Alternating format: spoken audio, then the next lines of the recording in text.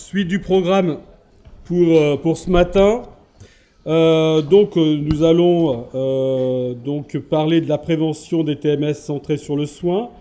Donc respectivement, il y aura monsieur Jean-Philippe Sabaté qui va commencer son intervention, qui est le responsable du département prévention des risques professionnels du groupe hospitalier Paris-Saint-Joseph. Nous aurons aussi Carole Gaillet, qui est experte et pilote de la thématique aide et soins à la personne de l'INRS. Donc c'est elle qui représentera l'INRS et aussi à la table ronde.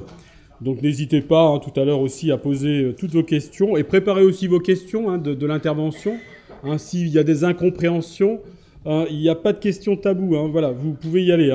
Dites votre avis, votre sentiment ou vos difficultés. Et nous aurons aussi Madame Alison Ledy, on dit comme ça, directrice d'EHPAD de la résidence Sophia à Hyères, qui viendra aussi témoigner, donner aussi son avis, son retour d'expérience, ses sentiments par rapport à ce que je crois avoir su que vous avez suivi aussi une formation en prévention, et nous dire un petit peu comment vous avez aussi comment vous êtes approprié au fait de la démarche de prévention et comment vous voyez ça et les difficultés peut-être que vous aurez. Voilà. Donc je laisse la parole à Jean-Philippe Sabaté. Voilà, Jean-Philippe, tu passes à droite. Voilà. Ici. Ok. Ok, parfait. Et celle-là, c'est la suivante. Bien, bonjour à tous. Alors donc, le sujet un petit peu, on va rentrer un peu vite dans le vif du sujet. Cette fois-ci, on entend en même temps que, suite déjà, voilà, toutes les démarches qui nous ont été proposées, en tout cas, c'est de rentrer peut-être sur quelque chose voilà, d'un peu concret. Et donc là, c'est un partage avec vous voilà, d'une démarche de prévention. Et vous verrez que volontairement, on la dénomme déjà sur un peu une double démarche, puisqu'on est bien centré sur la prévention des TMS, qui est l'objet même de cette journée, mais en même temps de se dire aussi peut-être comment rentrer par les TMS, cette fois-ci par le soin.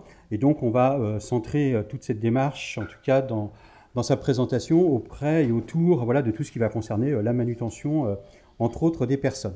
Alors, si on le reprend dans les constats, alors c'est vrai qu'ils ont été partagés déjà plein de fois, c'est vrai que les TMS, oui, voilà, ça a grandi. Quand j'ai commencé il y a 30 ans, on était à presque 30-35%, c'est ce qu'on disait, des jours d'arrêt qui étaient liés au TMS. Maintenant, on a dépassé les 50%. Les formations qui restent un modèle dominant en termes de réponse à la prévention, c'est déjà centré très souvent sur la formation et deux types, en fin de compte, gestes et postures, avec un postulat de départ, c'est apprendre à comment bien porter. Donc on se questionnera évidemment sur la pertinence de comment apprendre à porter.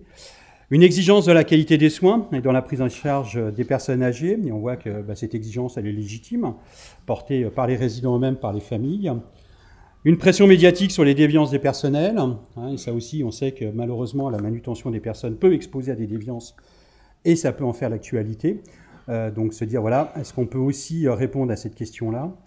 Une difficulté croissante de recrutement et de fidélisation concerne le médico-social, on a la même problématique aussi sur du sanitaire, et on voit qu'en même temps, il va falloir sûrement apporter d'autres réponses, en termes en tout cas d'image par rapport à nos métiers de soins.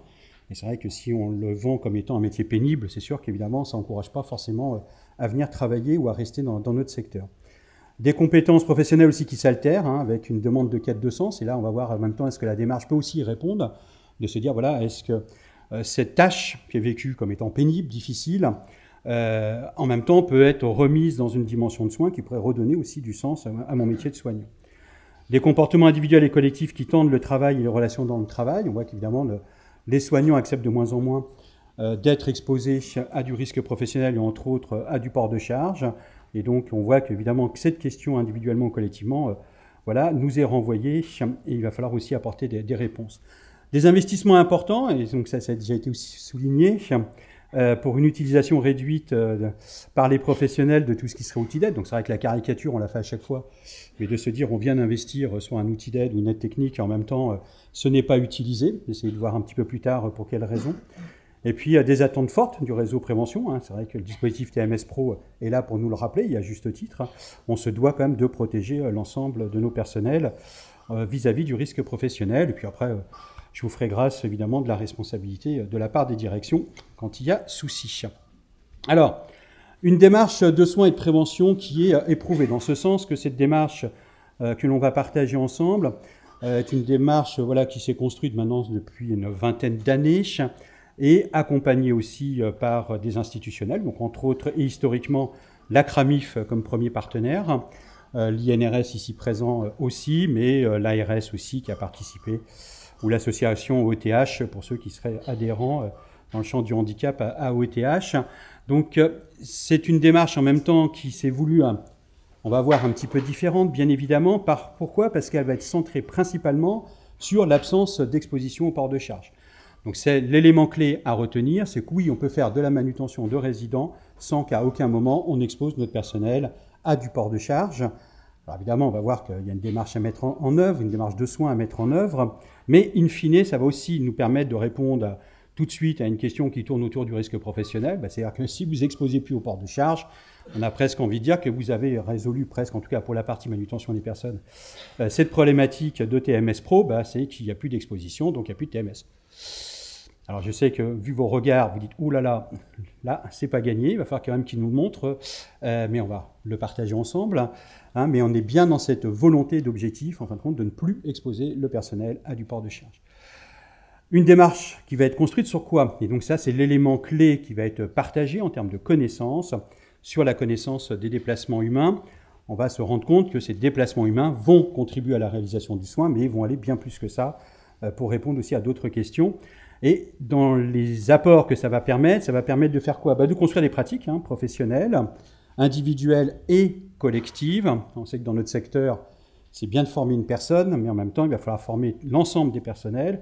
C'est bien collectivement qu'ils peuvent être amenés à modifier leurs pratiques professionnelles. Individuellement, ils adhèrent tous, et pourtant, quand ils reviennent de formation, si vous en avez formé que quelques-uns, on se rend compte qu'une semaine après, en fin de compte, tout le monde travaille toujours de la même façon, et que les pratiques qui ont peut-être pu être montrées, différentes, en tout cas, ne sont pas mises en œuvre. Donc on a bien cet objectif en même temps du collectif pour que ça fonctionne. Et puis, en même temps, des croyances soignants où on a cette singularité, mais maintenant on le sait, c'est très bien décrit, que nos soignants sont peu enclins à la prévention des TMS. Donc la CRAMIF, se bouche les oreilles pendant 2 secondes, parce que ça veut dire qu'évidemment que si on présente la démarche exclusivement comme une démarche de prévention des TMS, on a envie de dire que le résultat, on le connaît déjà, c'est que les soignants, c'est rentré et c'est ressorti. Donc si on veut en même temps les protéger des TMS, parce que c'est quand même l'objectif, donc là tout le monde peut rouvrir ses oreilles, ça va être de se dire que le challenge, c'est peut-être de rentrer et de le présenter différemment. Donc évidemment que ça va toujours avoir comme finalité la prévention des TMS, et pour autant, on va rentrer par le soin, et là, ça tombe bien, parce que le soignant, le soin, ça il connaît. En même temps, c'est revenir aux fondamentaux du soin, infirmier tout simplement. Et donc à l'origine du soin infirmier, il y avait déjà évidemment la mobilisation des personnes. Donc là, on va remettre dans cette dimension du soin, et dans cette dimension du soin, on va se rendre compte que ça va avoir un double bénéfice pour les soignants, parce qu'on va les protéger, et en même temps pour les personnes accueillies, on va voir aussi en quoi ça peut changer. Le déplacement spontané comme quoi? Comme outil d'aide aussi aux critères de choix pour un achat. Alors là, c'est très bien avec le showroom qui est juste à côté. Et on va questionner à chaque fois l'aménagement, l'agencement, le mobilier ou les équipements par la connaissance de ce déplacement. Et puis en même temps, ça peut être aussi un guide d'aide à la conception. Les prestataires nous en parlaient tout à l'heure. Oui, on peut aussi re-questionner évidemment des espaces par cette approche sur le déplacement spontané. Et puis en même temps, pour nos soignants, c'est bien aussi, parce que ça va apporter quelques connaissances. Et c'est aussi ce qui est quand même attendu. Alors, ça veut dire que pour arriver à cet objectif, il faut quand même changer un peu la situation actuelle. Alors, pourquoi on dit changer la situation actuelle? Parce qu'on sait que malheureusement, la manutention comme source de TMS, ce n'est pas une nouveauté. Il y a déjà presque 4 siècles, sur les chantiers de BTP, la construction des pyramides d'Égypte, il y avait déjà des TMS, vous voyez, des limbagos, donc ce n'est pas une nouveauté sous le soleil. Donc là, on va se dire que si on continue un peu sur le même schéma et sur les mêmes prépositions en termes de prévention, on peut déjà prédire qu'entre guillemets, il n'y a pas grand-chose qui va changer en termes de résultats. Alors, première étape, si on veut un peu changer cette situation, puis on va essayer d'être un peu factuel, comme ça pour que ça vous parle, on va déjà considérer la manutention des personnes réellement comme un soin, au sens même du soin infirmier, donc dans cette intervention effectuée par un soignant dans le but de préserver ou d'accroître l'indépendance du résident dans les activités de sa vie courante. Et c'est cet élément clé qui va nous servir évidemment à apporter un choix d'assistance aux résidents. Alors on sait que malheureusement nos soignants sont formés de cette façon-là. C'est soit le résident fait et il va faire son déplacement, soit le résident ne fait pas, et très souvent, on va se rendre compte que le soignant prend dans la totalité le résident dans le sein de son assistance. Et donc c'est là où on va se dire, ben non, on ne prend pas la totalité du résident. Okay, c'est pas parce qu'il ne va pas pouvoir faire que je dois tout faire pour lui. Et on verra sur quels éléments un peu plus sensibles après. Et puis en même temps, ça va être intéressant, parce qu'il y avait aussi cette question tout à l'heure qui a été déjà abordée sur les fameux outils d'aide ou aide technique. On va être plutôt sur la définition pour nous de l'outil d'aide à la manutention, l'outil qui est pris en main et qui va être utilisé donc, par le soignant, et avec en même temps toujours cette question en fin de compte, à quoi sert cet outil? Et très souvent en fin de compte, on va se rendre compte que quand il y a une non-utilisation de l'outil, peut être vécu comme étant pourquoi ils ne les utilisent pas, c'est souvent c'est que si on ne les utilise pas, c'est qu'on ne comprend pas à quel moment je dois l'intégrer réellement dans la prise en charge. Et donc là, il y a tout un travail qui va devoir être fait en même temps de présenter évidemment ces outils, savoir les utiliser bien évidemment, mais surtout c'est de comprendre à partir de quel moment je dois les intégrer en même temps dans la prise en charge et dans le soin.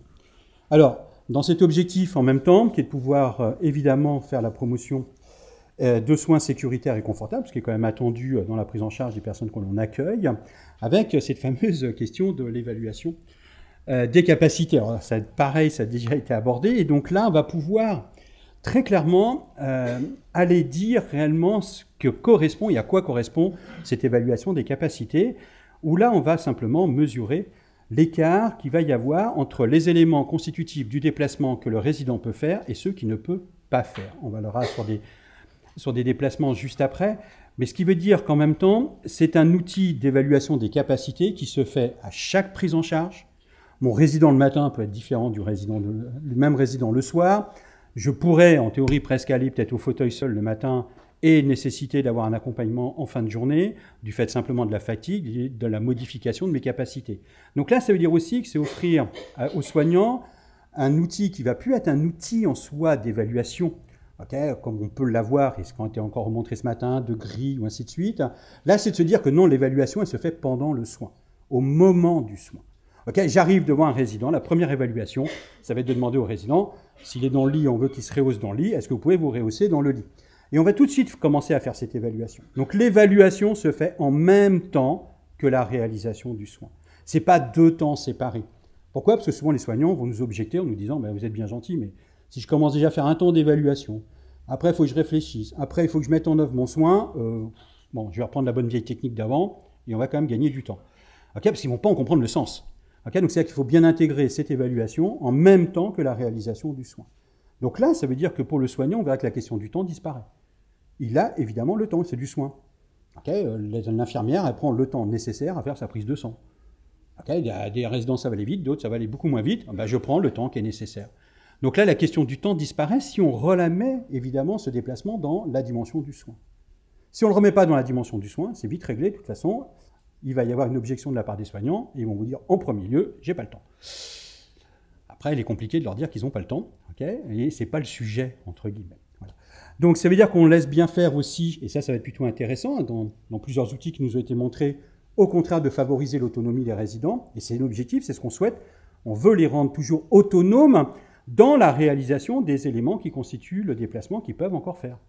Ce qui veut dire que dans la catégorisation des résidents, par exemple, dans la démarche qui est proposée, il n'y a pas de sens à aller dire des autonomes, des dépendants ou des semi-dépendants. Non, c'est pour un déplacement, je pourrais avoir la nécessité d'avoir une assistance.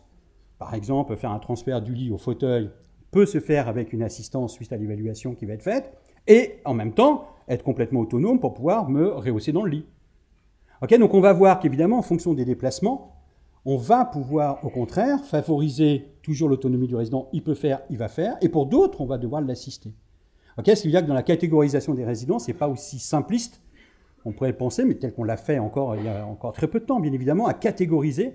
Au contraire, chaque déplacement est pris comme un déplacement singulier à réaliser à un instant T auprès d'un individu T. Et c'est celui-ci qu'on va prendre en charge, qui va s'appeler un soin. Voilà, donc on assiste bien, et les soignants n'assistent bien que ces éléments, et en même temps, sans s'exposer, évidemment, le résident, des efforts qu'il ne pourrait pas faire, et puis on va voir la même chose, évidemment, cette fois-ci, côté soignant. Alors, côté soignant, toute la démarche est bien de supprimer tous les efforts qui vont être délétères pour la santé, fournis lors de l'assistance, d'où le fait de supprimer complètement Le portage, donc on arrête. Voilà, il n'y a pas de bonne façon à comment bien porter. Okay, si on veut faire de la prévention des TMS, ça commence déjà par ne pas porter. Voilà, donc tous ceux qui nous disent, voilà, ils nous préconisent la bonne façon pour porter, on oublie. Voilà. On sait qu'en plus, sur évidemment la manutention des patients, on était gentil tout à l'heure de dire des résidents de 50-60 kilos, mais celui qui en fait 120, de toute façon, on va le prendre en charge de la même façon aujourd'hui, et l'aide-soignante va quand même tenter toujours d'essayer de le porter si c'est la seule technique qu'on lui a enseignée. Donc la technique disparaît, on est bien sur une construction de soins, et en aucun cas on expose des soignants à un port de charge. Alors les principes fondamentaux des déplacements humains, en même temps c'est basé sur quoi ? C'est construit en fin de compte simplement sur du développement psychomoteur. Alors c'est assez intéressant parce qu'on voit que là dans l'exemple qui vous est montré, on a l'enfant à la naissance, un petit bébé, très bien, qui reste sur le dos et il va mettre un moment à comprendre quoi ? Il va mettre un moment à comprendre que pour se mettre sur le côté, il y a un premier élément constitutif du déplacement qu'il doit apprendre et qui naturellement, il va falloir qu'il le trouve, ça va être de croiser les jambes. À partir du moment où le nouveau-né comprend qu'en croisant les jambes, il va rouler, c'est là où il va passer sur le ventre. Alors c'est intéressant parce que maintenant, si vous reprenez simplement la mise sur le côté, une latéralisation de résident dans son lit, un déplacement qui est fait X fois dans la journée, pour un change, pour faire un lit, on passe notre temps, entre guillemets, rapidement, à mettre les résidents sur le côté. Là, il y a peut-être des soignants dans la salle, sinon vous irez observer les soignants. On peut déjà prédire aujourd'hui que dans l'apprentissage qui est donné en formation initiale ou même en formation continue, on peut déjà prédire que le premier élément que va faire le soignant, ça va d'aller plier la jambe opposée. Il plie la jambe et il va s'en servir comme un appui pour pouvoir tourner le patient. Et là, il constate quoi ? Quand on fait ça, le patient ne tourne pas. Oui, c'est normal, ça s'appelle une PLS, et le but, c'est que les patients ne tournent pas en PLS. Donc il y a une confusion déjà entre deux mouvements. La PLS, où on ne veut pas que ça tourne et on plie la jambe, alors que nous, au contraire, on veut que notre patient y tourne. Si vous voulez commencer déjà simplement à faire tourner votre résident, on va réapprendre que le premier élément constitutif de ce déplacement, c'est de croiser les jambes. En même temps, le nouveau-né nous le rappelle. Tant qu'il n'a pas compris qu'il ne croiserait pas les jambes, il ne tournera pas. À partir du moment où il a compris qu'en croisant les jambes, il tourne, il va tourner. Eh bien, c'est ça, c'est cet élément de connaissance qu'on a perdu, qui est la connaissance des déplacements spontanés. Eh bien, on va les réapprendre pour l'ensemble de ces déplacements. De se rehausser, de se lever, de s'asseoir. Donc, on part toujours, et c'est bien là l'automatisme. L'automatisme, il n'est pas dans la création de la technique telle qu'on nous l'enseigne aujourd'hui, ou qu'on voudrait penser que la technique de portage qui a été apprise devient un automatisme et que l'on peut appliquer à tous les résidents. Là, on sait qu'en tant que soignant, ça ne marche pas. Si on rend inerte un patient, passif, et puis c'est là où on se dit, tiens, on va essayer de le porter. Mais on voit que ça, évidemment, ça ne fonctionne pas. L'automatisme, c'est le déplacement spontané qui est automatique. Mais ce n'est pas la technique qu'on essaye de construire qui va devenir un automatisme.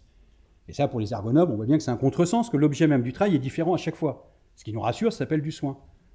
En ergonomie, l'automatisme se crée si l'objet du travail est toujours identique.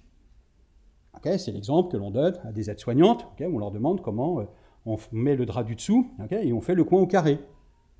Et là, s'il y a des aides-soignantes dans la salle, je suis sûr que si on leur demande, la première chose qu'elles vont faire, elles vont déclencher une gestuelle pour nous montrer comment faire le coin au carré. Là, on est sur un automatisme. La manutention n'a jamais été un automatisme. Ce qui veut dire que par contre, avec le temps, donc si à l'enfance, on acquiert ces déplacements, avec le vieillissement, on commence à les perdre. Et dans les pathologies liées au vieillissement, on va avoir des disparitions de ce fameux schéma moteur. Et donc c'est là où on va pouvoir encourager, au contraire, le résident, par une guidance verbale, et de lui rappeler le schéma. Donc faire en sorte que déjà on lui apporte ces éléments. Et puis ensuite on va le mettre dans des éléments favorables pour le réaliser. Alors si on prend un autre déplacement, le redressement assis debout. En gros, se lever. Alors on voit que pour se lever, les différentes étapes, c'est de pouvoir, première étape, reculer mes pieds. Me basculer en avant. Et ensuite, pouvoir me redresser avec un appui au niveau des mains et tenir la position debout. Alors, on va se dire que est-ce que notre environnement est favorable à chaque fois pour permettre à un résident, qui n'est pas monsieur et madame tout le monde, sinon il ne serait pas dans vos établissements, de pouvoir se lever. Oui, pourquoi je dis ça ? Parce que ça veut dire que vous êtes capable de vous lever a priori de n'importe quelle assise. A priori, nous tous. Le résident, lui, par contre, non, il n'est pas capable de se lever de toutes les assises qu'on va lui mettre à disposition. Alors, vous voyez, entre guillemets, il y a une très belle image, hein, voilà, sur votre droite, okay, où on voit quoi? Notre soignante essayait d'accompagner une résidente à se lever. Là, on peut déjà prédire une chose. C'est sûr que la résidente, elle ne va pas se lever. Okay, donc, si l'image était bien pour nous montrer que son fauteuil ne permet pas de se lever, elle ne peut pas se lever. Alors, pourquoi? Vous allez me dire, elle ne peut pas se lever? Là, elle se penche un peu en avant, ouais, elle fait bien le point numéro 2. Mais ensuite, pour pouvoir se lever, il faut que je trouve un appui avec mes mains verticales qui se trouve pratiquement au niveau de mes genoux. Et là, si vous regardez sur la photo, on va voir que la personne, évidemment, a les bras complètement en arrière. Et maintenant, on lui dit, levez-vous. Ça ne marche pas. Hein. Mais même si vous essayez, vous verrez que ça ne marche pas. Donc là, il y a un des fournisseurs tout à l'heure qui nous a dit, oui, on doit concevoir le mobilier comme étant un outil d'aide. Donc là, on voit qu'évidemment, la forme des accoudoirs et la longueur des accoudoirs ne permettent pas au résident de se lever, alors qu'il a besoin de cette assistance. Le mobilier doit lui apporter cette assistance. Tout notre challenge, ça va être de se dire, dans les critères de choix, cette fois-ci, de nos mobiliers, qu'on met à disposition des résidents, dans tous les espaces, est-ce que ce mobilier est capable de répondre aux déplacements spontanés? C'est-à-dire que l'évaluation, vous êtes capable de la faire aussi. Tout directeur, c'est capable d'aller faire cette évaluation. J'ai la connaissance du déplacement, je suis capable d'interroger, cette fois-ci, le mobilier, l'équipement, le lit qu'on va mettre à disposition du résident. Simplement, cette fois-ci, par la réalisation du déplacement. Et non pas notre propre jugement à l'évaluation, sachant que nous, a priori, on va pouvoir à chaque fois se lever, évidemment, de tous les lits ou de tous les fauteuils. Donc le regard par rapport à un outil d'aide, et le fauteuil va devenir, dans ce cas-là, son aide technique, c'est de permettre en même temps, au contraire, la réalisation du déplacement. La dernière petite chose, même si on ne le voit pas sur cette photo, et heureusement, mais on peut aussi prédire que quand un soignant assiste un résident dans le redressement assis debout, vous allez vous rendre compte d'une chose, c'est que classiquement, le soignant se met face au résident. Alors évidemment que s'il se met face au résident, le point numéro 2, vous l'oubliez, surtout si c'est moi le soignant. Okay, si je me mets devant vous, c'est sûr que vous n'allez pas vous basculer en avant. Mais si je ne me bascule pas en avant, c'est terminé. Un élément aboli, le déplacement ne se fait pas. Donc on voit que des fois dans nos pratiques soignantes, on va entraver au contraire le déplacement. Mais en même temps, il n'y a pas de critique sur les soignants. En même temps, c'est ce qu'on enseignait, c'est ce qu'on a appris et c'est ce qu'on fait depuis des décennies et des décennies. Okay, quand on dit qu'il y a une rupture, oui, il va falloir la créer, cette rupture, par rapport à un corpus de connaissances qui va être un peu différent. Alors, en synthèse, voilà le soin de manutention dans sa démarche. Okay, vous avez bien compris que ce n'est absolument pas une technique, c'est bien une démarche de construction de soins, c'est bien un soin singulier, personnalisé, ce qui peut répondre en même temps à nos attentes par rapport à la prise en charge de nos résidents. On part du déplacement à réaliser pour chaque soin. Chaque déplacement est un soin, est un nouveau soin. On associe le déplacement à réaliser aux éléments constitutifs du déplacement, ça, il faut l'acquérir. C'est-à-dire que oui, il y a un temps de formation pour transmettre en même temps cette connaissance. L'évaluation des capacités du résident, ça devient concret. Ça se fait à chaque soin, c'est pas sur des grilles, c'est aussi beaucoup plus pragmatique.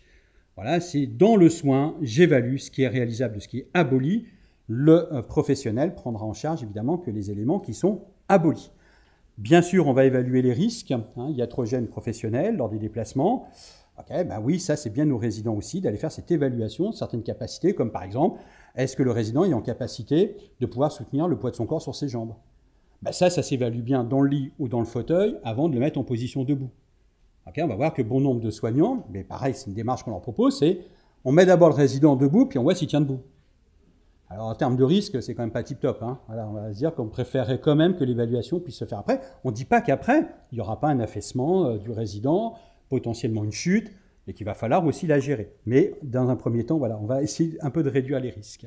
On assiste bien que les éléments abolis, on réalise le déplacement, et dans le soin, c'est bien la réalisation du déplacement qui va jusqu'à l'installation finale et efficiente.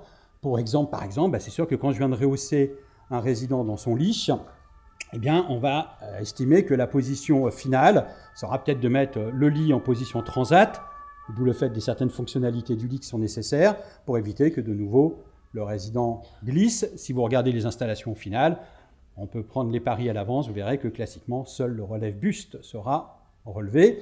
Ce qui fait que si vous revenez 10 minutes après, de nouveau, il va falloir faire le rehaussement. Alors, en tant que directeur, sachez qu'il y a deux fonctionnalités classiquement utilisées par les soignants sur les lits, c'est la hauteur variable, le relève-buste. Alors, en même temps, c'est un peu dommage qu'il y a 400 ans, ça existait déjà. Voilà, donc, on dit que 400 ans après, c'est dommage de réduire encore l'utilisation d'un lit qui a ces deux fonctionnalités.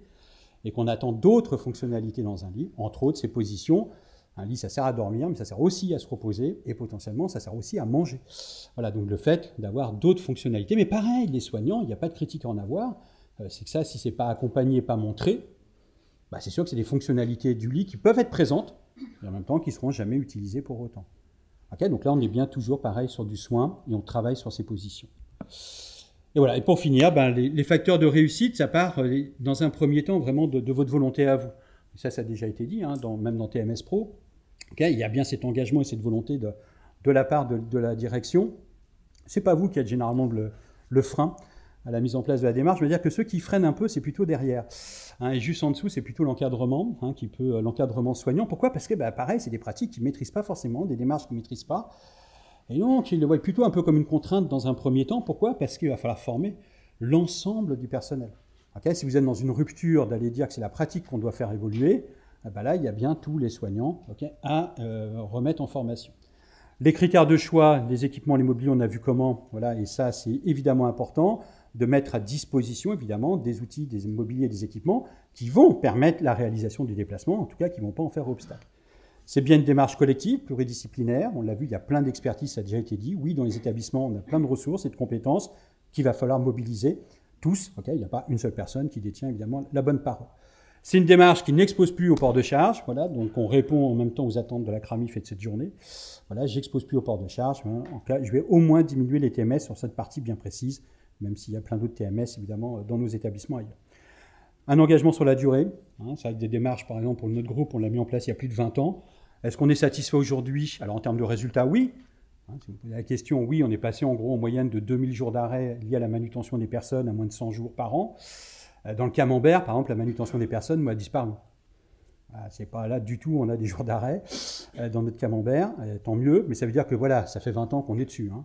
Et pour autant, est-ce que c'est acquis? Non.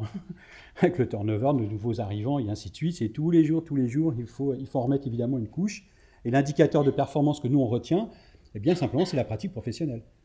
Voilà, c'est de se dire, si j'observe une activité de soins, est-ce que cette activité de soins, dans la manutention des personnes, se met et se réalise au regard de la démarche du soin de manutention ou pas? Bah, si c'est oui, ça veut dire que les autres indicateurs, forcément, vont passer au vert. Mais l'élément clé, c'est comment on peut montrer qu'on a modifié une pratique professionnelle. Voilà. Et donc, le petit message de fin, c'est comme de se dire que, ben oui, c'est possible. Hein, voilà, et que même les résidents ou les patients peuvent être heureux. Oui. Voilà. Et après, les petites infos. Merci à vous.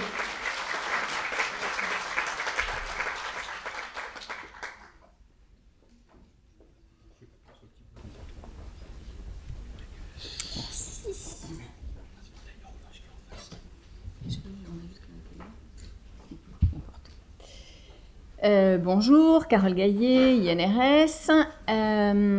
Alors, moi, j'ai eu la chance, il y a quelques années, d'aller suivre une formation à l'hôpital Saint-Joseph sur le soin de manutention.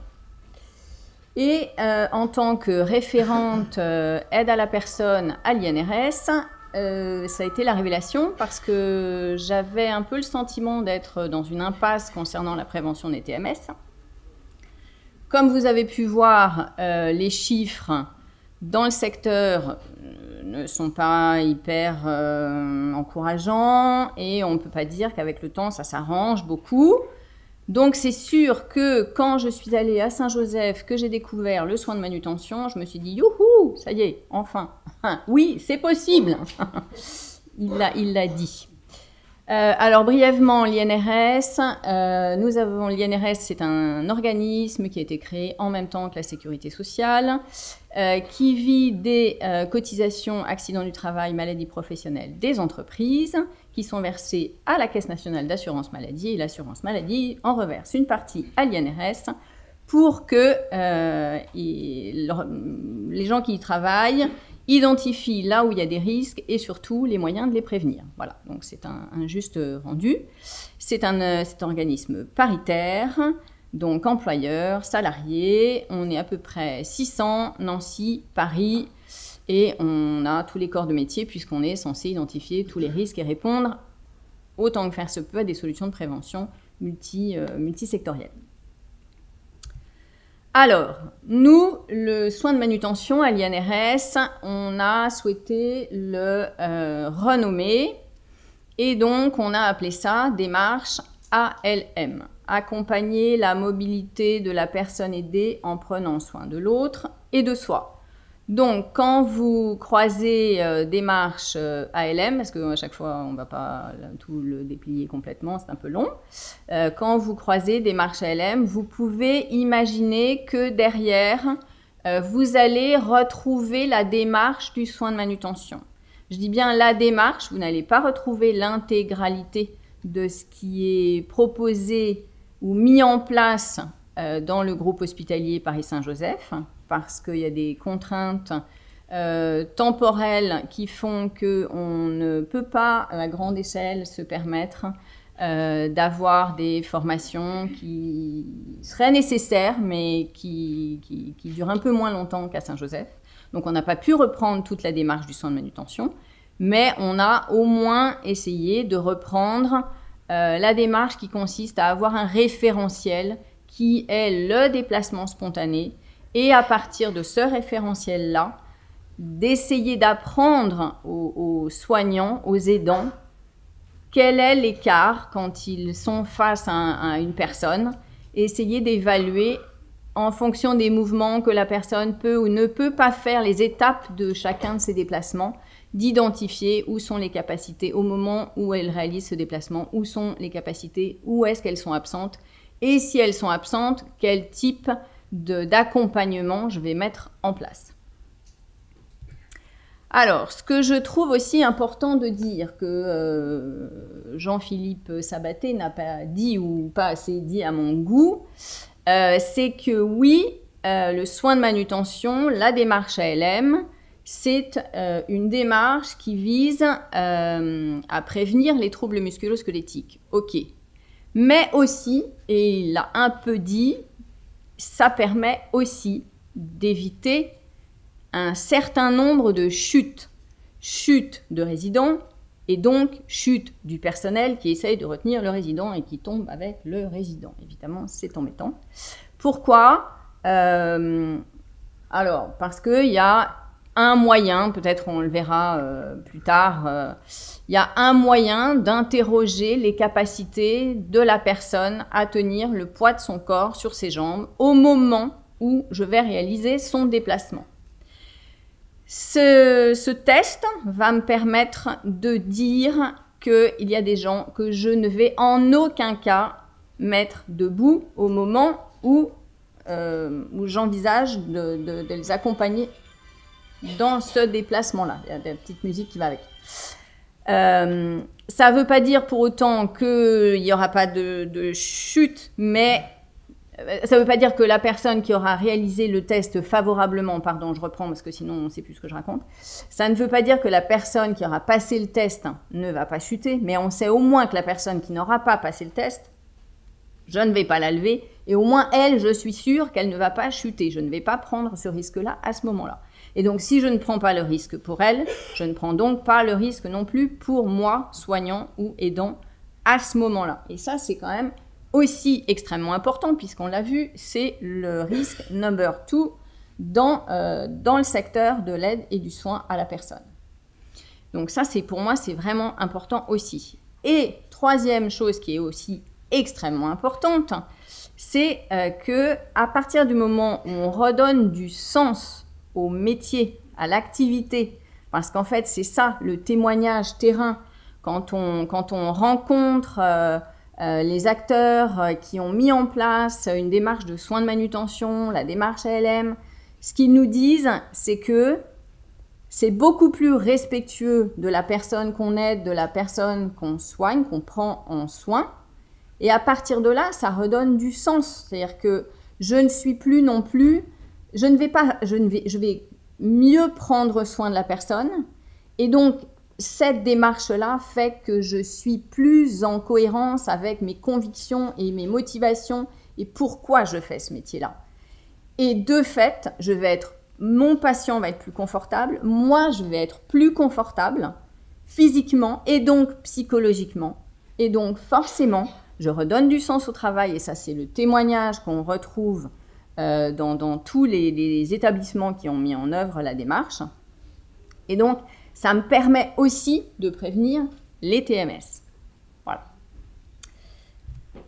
Alors, la transposition de l'INRS du soin de manutention en démarche ALM dans ces dispositifs, on les retrouve dans des dispositifs dont l'ACRAMIF vous a déjà parlé tout à l'heure, qui est SMS, en fait, c'est dispositif de formation sectoriel pour le secteur sanitaire et médico-social. Donc, on va le retrouver chez l'animateur SMS et chez l'acteur PRAP 2S. Non, je vous dis des bêtises. Vous allez le retrouver chez l'acteur PRAP 2S, mais pas chez l'animateur SMS. En revanche, donc mon tableau est faux, pardon.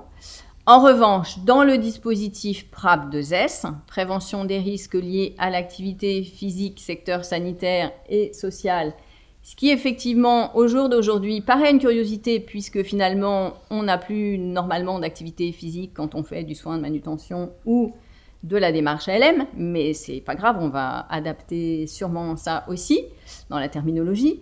Donc, on va retrouver aussi cette démarche accompagner la mobilité pour le formateur PRAP 2S et l'acteur PRAP 2S. Donc, l'idéal dans mon établissement, c'est effectivement, on l'a dit, que moi, direction, je sois au fait de cette démarche-là, que je sois volontaire pour la mettre en place, que je sois moteur pour motiver mon encadrement, pour qu'il laisse le temps à ce que cette démarche se mette en place, c'est-à-dire mettre en place, au quotidien, être dans cette démarche, ça ne prend pas plus de temps. Ce qui va prendre un temps, et c'est là où il va y avoir un investissement à un moment donné, c'est le changement qui prend du temps. C'est la transition entre ce que je faisais avant et ce que je vais faire aujourd'hui qui va sûrement prendre un petit laps de temps pour que ça se mette en place. Et c'est là où il faut vraiment que l'encadrement soit volontaire dans ce changement-là pour laisser ce temps-là à ce que les soignants, les aidants puissent s'approprier la démarche, puissent avoir le temps de réfléchir un peu, de prendre leur marque et de la mettre en œuvre. Qu'est-ce que je voulais dire? Je ne sais plus, je me suis emballée, évidemment.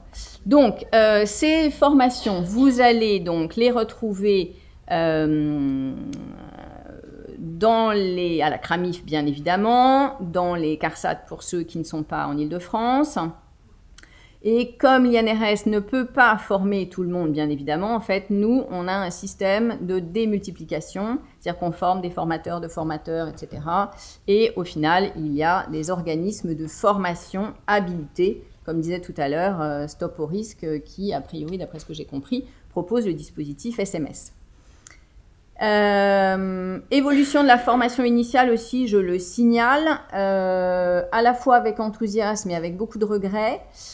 Évolution de la formation initiale à l'éducation nationale, c'est-à-dire qu'à partir du moment où dans le bac pro sanitaire et médico-social, on a le dispositif PRAP 2S et donc la démarche ALM, ça fait qu'aujourd'hui, les élèves qui suivent la formation bac pro sanitaire médico-social sortent avec la connaissance de cette nouvelle démarche. En revanche, quand nous sommes allés au ministère de la Santé pour leur expliquer qu'il faudrait revoir le référentiel de formation initiale des infirmiers et des aides-soignants, eh bien, on nous a dit d'aller voir ailleurs s'il y avait de la lumière. Voilà. C'est quand même bien ennuyeux parce que avec nos formations continues, on fait le job, mais c'est sûr que si ça pouvait partir d'en haut ou d'en bas, enfin bref, du début, quoi, en tout cas, ça nous aiderait bien tous sur le terrain. Voilà. Vous allez retrouver des repères de ce dont je vous ai parlé dans votre pochette avec un dépliant sur la démarche ALM. Vous allez retrouver aussi, alors j'ai pas posé la question, je la pose en direct live, est-ce qu'on a moyen de projeter un film ou pas? Sur Internet? Ouais. Si tu le branches comme ça, normalement il y a Internet là, on va voir si ça marche. Moi, c'est un petit peu en direct live. Oui. Hein. Mais si ça se peut pas, remarque, hein. C'est pas grave. Normalement, on a une connexion Internet. Ok. Alors, le diaporama, il est... Je ne sais pas où il est passé, là. Bon. Pourquoi je ne peux plus aller sur mon diaporama?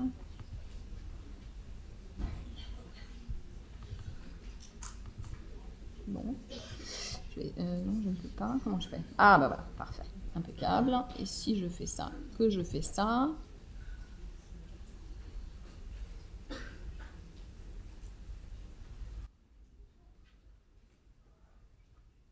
Il veut pas, c'est ça? Si. Il veut pas, c'est ça, tu crois? Oui, ça doit fonctionner, mais... Il veut pas. Il veut pas, hein. Bon, c'est pas grave, allez.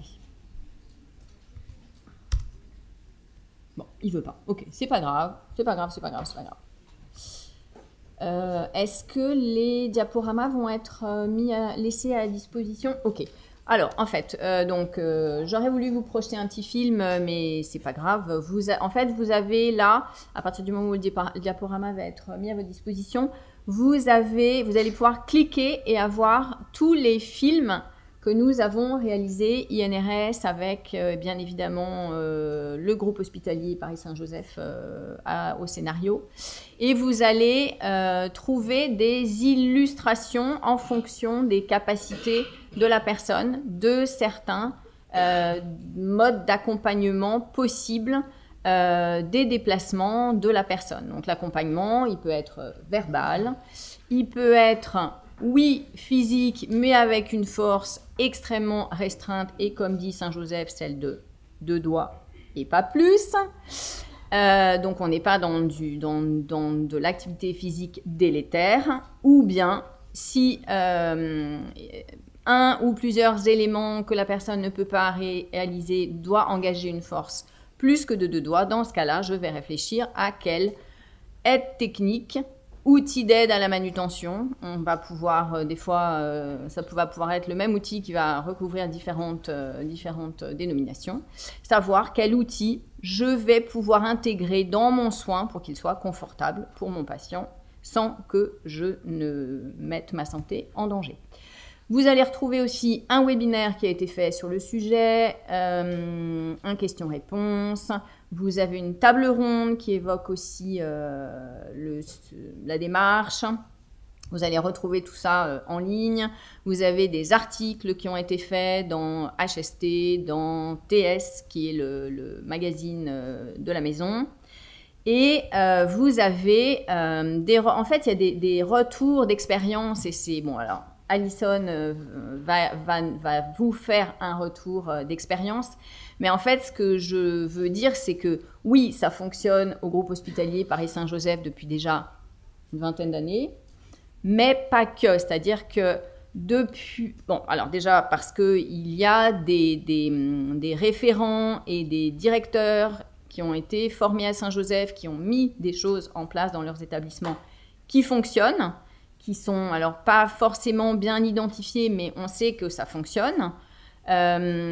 Et au sein de l'INRS, on a souhaité nous identifier ces retours d'expérience et on a notamment lancé une étude qui va prendre évidemment quelques années parce que ça demande du recul sur des établissements avant, pendant, après la mise en œuvre de cette démarche pour pouvoir quantifier les résultats, qualifier les résultats et voir la plus-value et que, supposément, ça incite encore plus d'établissements à aller dans cette démarche.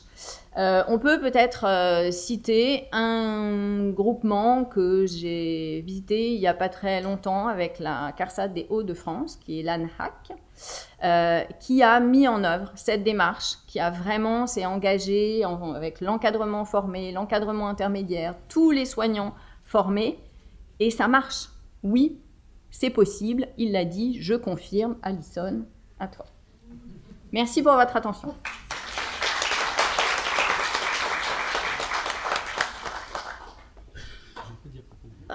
Il n'y a pas de mal. Non, très bien. Bonjour à tous, donc moi je suis Madame Lodi, on m'appelle Alison, franchement. Alors, pour le contexte, je travaille donc du coup dans une maison de retraite, un EHPAD, à Hyères, de 75 résidents, et j'y ai toujours travaillé. Donc, j'y étais en tant que psychomotricienne, d'où le fait aussi que j'ai été accueillie par cette démarche, parce que je croyais être une bonne pratiquante. Et en fait, comme quoi on peut découvrir des choses. J'ai été formée donc, cette année avec l'hôpital Saint-Joseph, donc notamment Jean-Philippe Sabaté, que vous avez entendu. Et j'en ai entendu parler pour la première fois, finalement, avec ma référente qui est dans la salle et qui vous expliquera un peu plus tard dans la journée aussi ses actions. Mais je comprenais plus trop, finalement, ce qu'elle me racontait. J'avais l'impression qu'elle me venait d'un autre monde. Et je pense que dans la salle, vous avez encore des petits doutes. Et donc, maintenant, je vous fais le retour d'expérience qui fait que dans ce contexte, on a rencontré la CRAMIF dans le cadre de TMS Pro. Donc, on a une contrôleuse CRAMIF, Madame Rémy, qui est là, qui nous a accompagnés et qui continue de nous accompagner, même si nous avons clôturé.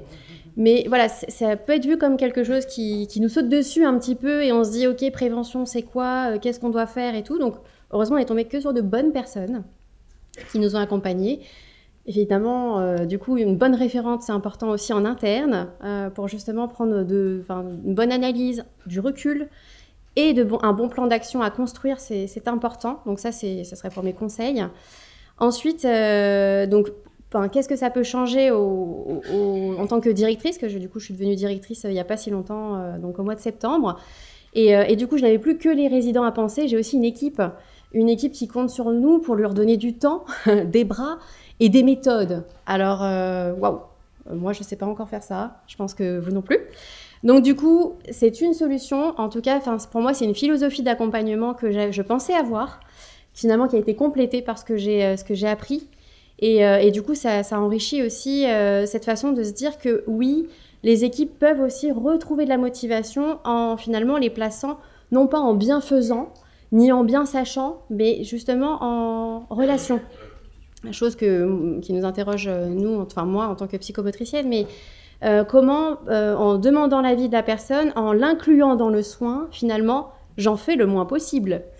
Et bien, dans ma pratique, je faisais un peu pareil, c'est-à-dire que j'avais l'impression que je pouvais apporter cette aide, et cette aide était en fait tout. Je faisais tout pour la personne. Donc c'est pour ça que je vous donne mon expérience aussi en tant que rééducatrice et pas soignante, mais j'observe chez mes collègues aussi.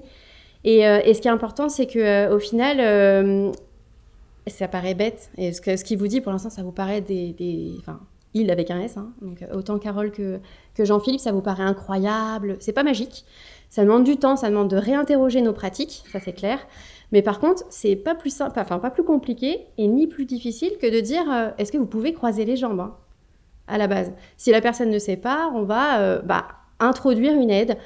Écoutez, ce que je vais faire, c'est que je vais vous croiser les jambes.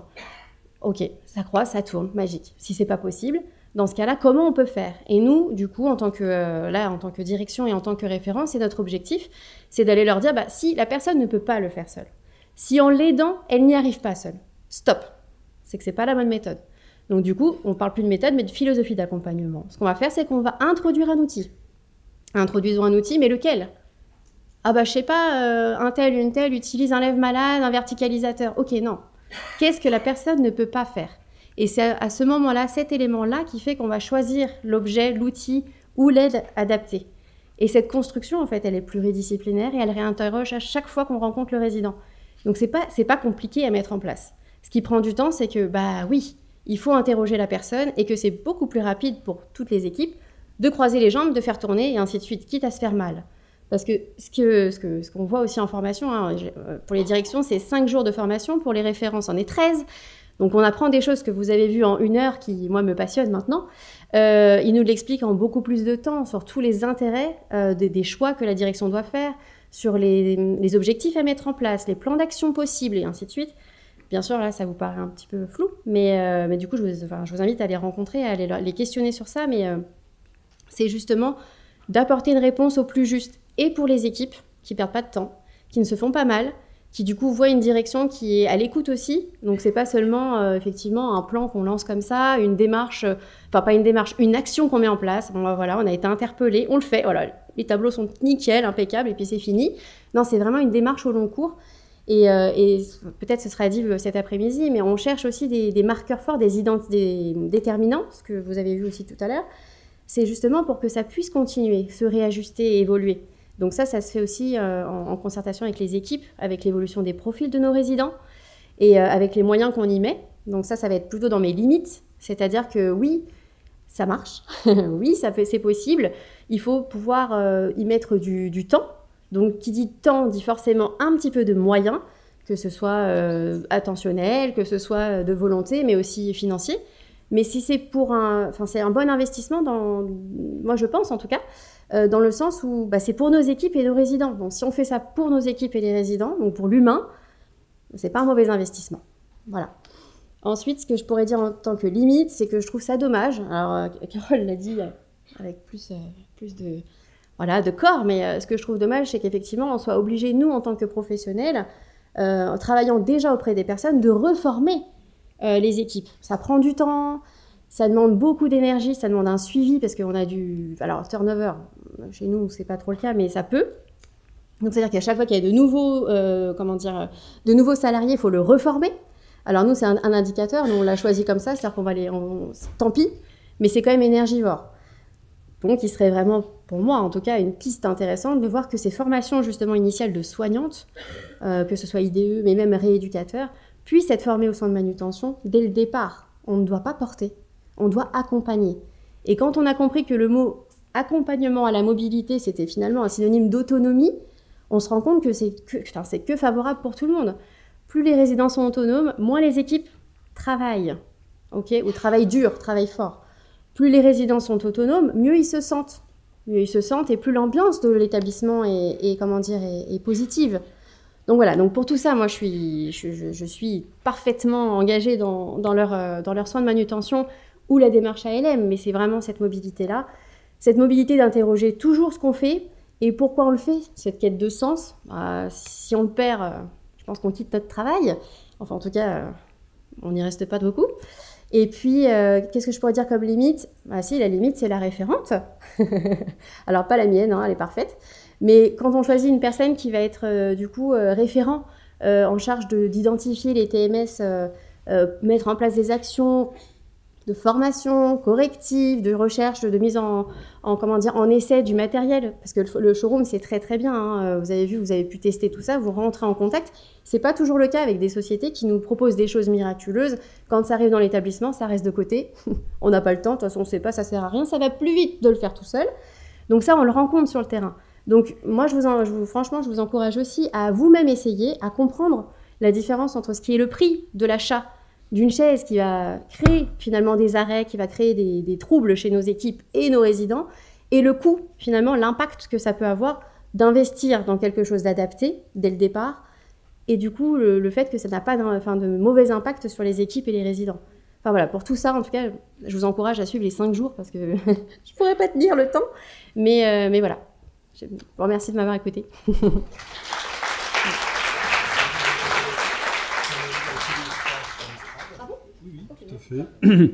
Bon, donc un petit exercice, voilà. Je vais demander à nos 3 intervenants de monter, de se mettre au milieu, voilà, pour échanger un petit peu. Voilà, bon, alors, le temps que vous préparez quelques questions, je ne sois pas le seul à poser des questions. Voilà, alors moi j'ai une première question, alors j'ai une question pour chacun, mais je vais commencer sur la première. Alors peut-être pour... Alors, on va commencer par Madame Gaillet. Alors, on a parlé du temps. Hein, voilà. Ma question, est-ce que c'est pas déjà une pratique qui se fait déjà dans les établissements, cette démarche de soins, ou du moins, est-ce que c'est quelque chose qu'on fait, sans s'en rendre compte, voilà, où il faut vraiment aller beaucoup plus loin. C'est vrai que je vais faire comme ça. Je vais faire. Mais on n'arrive pas à l'enlever en fait. Alors je vais le prendre avec moi. Là. En fait, c'est vrai que je sais pas, vous m'entendez correctement ? Oui, ok. C'est vrai que c'est quelque chose qu'on entend régulièrement des soignants, des paramédicaux. C'est ça qu'on fait. Oui. Sauf que c'est là où c'est intéressant d'avoir le regard du déplacement spontané sur sur vos équipes et d'aller voir concrètement, elles le font déjà, mais elles le font comment. Parce que véritablement partir de chacun des déplacements spontanés et fonctionner par l'observation de chacune des étapes de ce déplacement, voir si la personne est capable de réaliser chacun des mouvements ou pas, ce qu'elle peut pas. Non, ça n'est pas du tout quelque chose qui se fait aujourd'hui. Bon, peut-être que ça se fait, mais ça n'est pas la pratique courante, ni des soignants, ni des paramédicaux. Non, voilà. Aujourd'hui, c'est très empirique. Vous pouvez le faire, bah, hop là, on teste la totale. Vous pouvez vous rosser dans le lit. Oui, non, bon, ok, hop, mais c'est global. Vous pouvez vous mettre debout. Ah bah vous êtes tombé. Ah bah non, bah, vous ne pouviez pas, ça c'est idiot. Bon, donc oui, on évalue les capacités. Tout le monde évalue les capacités, mais pas de la même façon et pas par rapport à la finalité qu'on cherche quand on accompagne quelqu'un dans un déplacement, quand on est aidant ou soignant. Et je voulais dire autre chose qui m'a échappé, mais c'est pas grave. Est-ce que vous voulez... Oui. Ah, vous pouvez tirer fort. Voilà. Merci. En tant que psychomotricienne, parce que la question est... Moi, je pensais le faire. Je pensais bien faire, comme je vous l'ai dit tout à l'heure. C'est pour ça que j'insiste. On pense bien faire, on le fait, mais on ne le fait pas de manière minutieuse. Et le soin de manutention, enfin là, c'est bien particulier parce qu'on parle de soin de manutention, il interroge justement à jusqu'où je dois comprendre ce que j'interroge. Parce qu'effectivement, toutes les équipes le font. Est-ce que vous pouvez vous redresser dans le lit? Mais qu'est-ce que je regarde quand je demande ça? Qu'est-ce qui, dans ce mouvement, ne lui permet pas? Est-ce que c'est le matériel? Est-ce que c'est sa condition? Est-ce que c'est ma façon de lui expliquer les choses? On a des résidents qui ont des troubles cognitifs. Croiser les jambes, il n'y a pas de sens parfois. Par contre, si on lui tapote sur la jambe et qu'on lui dit « cette jambe-là, vous pouvez la passer par-dessus l'autre ?» et on va décomposer le mouvement, on va le faire. En tant que psychomotricienne, je sais qu'il y en a dans la salle, on le sait parce qu'on a étudié ce développement spontané du jeune enfant. Mais j'interroge du coup, sans forcément avoir de réponse, mais qui le fait encore avec la personne âgée au quotidien à chaque rencontre? Non. On part sur des études standardisées, on est dirigé par la gériatrie. La géronto prend de la place.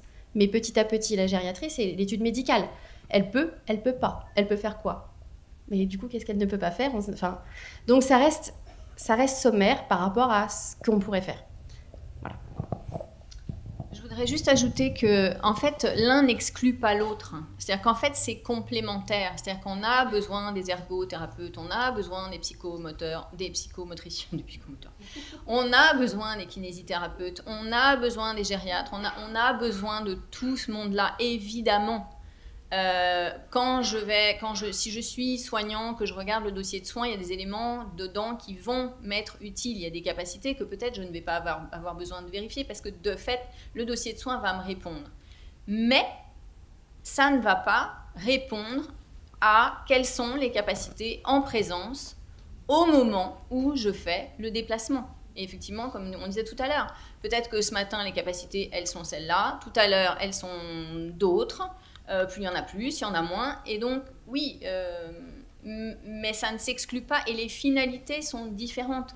Ce que cherche un rééducateur n'est bien évidemment pas ce que cherche une aide-soignante au quotidien. Voilà, ça ne s'exclut pas, c'est complémentaire. Alors, on a vu, cette démarche, elle demande du temps. Elle demande aussi des investissements. Voilà. Et ma question, c'est quel est le coût, en fait? Peut-être nous répondre, Jean-Philippe, sur ça. Quel est le coût? Est-ce qu'il y a un retour sur investissement de mettre en place une démarche, de s'équiper en matériel? Parce qu'on voit souvent dans les EHPAD, on nous dit, bah oui, ça coûte énormément, votre équipement, pour le rentabiliser, il va falloir un certain nombre d'années. Voilà, on n'a pas les moyens. Voilà, quel est peut-être nous donner un retour d'expérience sur cette notion de coût? Alors, de coût qu'on va surtout associer à des bénéfices, parce qu'on va plutôt essayer d'évaluer les bénéfices. Et dans les bénéfices, bien sûr, qu'on va prendre en compte ce qu'on peut monétariser, ce qui n'est pas toujours simple, mais qui est au moins le coût de l'accident du travail, parce que celui-là, à peu près, il est connu. Et on va dire que malheureusement, après, pour le reste des bénéfices, c'est un peu compliqué d'être sûr qu'il y aura bien une relation de cause à effet immédiate entre la démarche de prévention et les bénéfices attendus et le tout monétarisable. Mais quand on a dit ça, et qu'on voit les résultats, malheureusement, dans nos établissements de santé, voilà, où on peut avoir de nombre de jours d'arrêt très conséquents, il y a la manutention, on a vu les stats, et Stéphane Da Silva nous a montré en début de matinée. On a envie de dire que c'est un avantage pour nous. Alors comment ça devient un avantage? C'est qu'en même temps, si on ne fait rien, il n'y a rien qui va changer. Ça, c'est la base même des économistes, et donc toutes les études économiques ont été faites en partenariat avec l'INRS, Christian Trontin, de l'INRS, et ça depuis 2003. Donc ça fait 20 ans qu'on fait de l'évaluation économique sur la démarche de prévention. Et donc l'économiste nous dit tout simplement, si vous ne faites rien, il n'y a aucune raison que ça change, donc vous aurez toujours les mêmes résultats en moyenne. Bon, dont acte. Et donc on a on met en place la démarche de prévention, puis on va le faire sur un seul déplacement, on va faire une évaluation économique. Historiquement, ce qui nous entraînait le plus d'accidents du travail et de jours d'arrêt, c'était les déplacements donc dans le lit, et principalement les rehaussements des patients dans le lit. On était pratiquement à 700 jours d'arrêt en moyenne, liés simplement à ce déplacement-là. Donc, ça veut dire qu'en préalable, évidemment, vous faites une analyse de vos accidents du travail et vous avez les données statistiques de l'ensemble de vos accidents du travail. Et on a mis en place cette démarche de prévention, donc sur le soin de manutention, appliquée sur un seul déplacement, qui est le rehaussement au lit. On commence simple, on n'est pas obligé de commencer par tous les déplacements. Et donc là, avec un achat à faire, voilà, qui était des draps de lisse. On va vite voir dans ce déplacement qu'évidemment, ce qui nous pose problème, c'est quand ça frotte. Dans les frottements, le résident, il ne peut pas se rehausser, il ne peut pas avoir ses 4 points d'appui, et donc ça frotte. Si ça frotte, l'outil à intégrer, ça s'appelle une surface glissante. Où ça frotte, ça doit glisser. Pour les soignants, c'est assez simple à comprendre. Pour nous, ça veut dire aussi une chose, c'est-à-dire qu'il va falloir acheter des tapis. Voilà. Et donc à l'époque, il y a maintenant 14 ans, 15 ans, quand on a commencé à acheter les tapis, l'hôpital Saint-Joseph n'était pas en bonne santé. Bon, il a rarement été en même temps, mais bon, voilà, quelques millions d'euros de déficit, comme tout le monde. Et là, il fallait passer une commande d'environ 20 000 euros pour acheter des tapis. Pas gagné, a priori, quand je suis allé voir le directeur. On est bien gentil, mais bon, 20 000 euros de tapis, on en a acheté quand même 250 d'un coup. Parce qu'on disait, les moyens, on doit les mettre. Il n'y a pas de magie, donc si les moyens, on ne les a pas, on oublie aussi. Il n'y avait pas d'aide, il n'y avait pas tout ça. Bon. OK, puis on a pris le parti pris de se dire, OK, on va faire une évaluation éco, puis on va bien voir ce que ça donne sur une approche coût-bénéfice. L'étude montrait qu'en théorie, on devait avoir un retour sur investissement très rapidement, à savoir en moins d'1 an, sur la partie coût, formation et matériel. OK, ça a été le déclic. Le directeur a dit, OK, banco, on y va. Très bien, on a acheté. Puis maintenant, c'est de se dire, ça donne quoi? Maintenant, on en est à la 12e année. Où on suit l'évaluation économique du bénéfice, cette fois-ci, de cette démarche, liée simplement à la réduction des accidents du travail, liée au rehaussement. Et ça nous donne quoi 12 ans après? Ça nous donne un bénéfice net actualisé avec le taux de l'inflation, qui est élevé en ce moment. Mais c'est bien, ça majeure votre bénéfice dans l'étude, donc c'est plutôt bien. L'inflation peut nous aider, ça atténue les coûts. Mais en même temps, ça nous donne quoi? Ça nous donne pratiquement 1,9 million de bénéfices sur 12 ans, lié simplement à un déplacement qui était le rehaussement des patients dans le lit, simplement par la réduction du nombre des accidents des travail, donc pas le nombre des accidents, mais le nombre du jour d'arrêt lié à ce déplacement. Certaines années, sur les 13 ans, on est même arrivé à 0, 0 jour d'arrêt. Donc ça veut dire que oui, le retour sur investissement s'est fait très rapidement, en moins de 4 mois, et en même temps, le bénéfice actualisé, maintenant, devrait, dès la fin de cette année, en théorie, on devrait dépasser les 2 millions d'euros.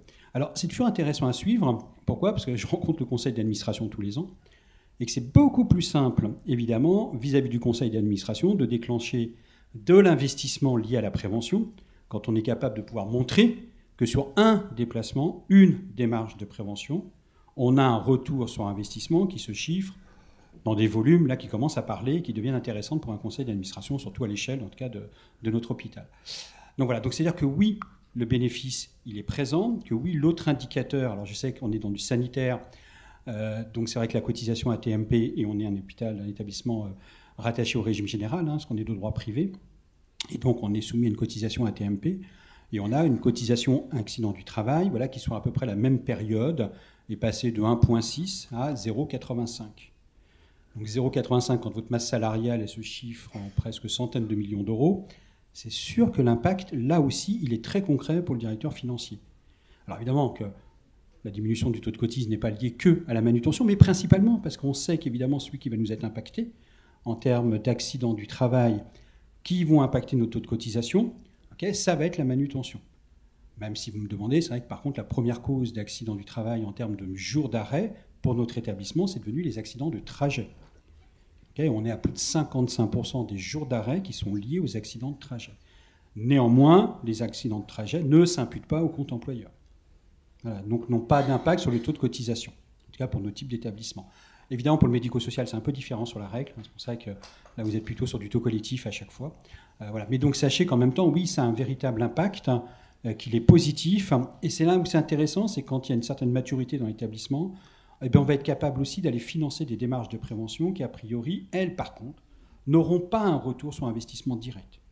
Par exemple, sur un autre type d'accident, qui sont les accidents par exposition au sang, on finance l'achat de lunettes de vue sécurisées à la vue, donc faites chez un opticien classique, pour l'ensemble du personnel, par exemple du bloc opératoire, qui est porteur de lunettes.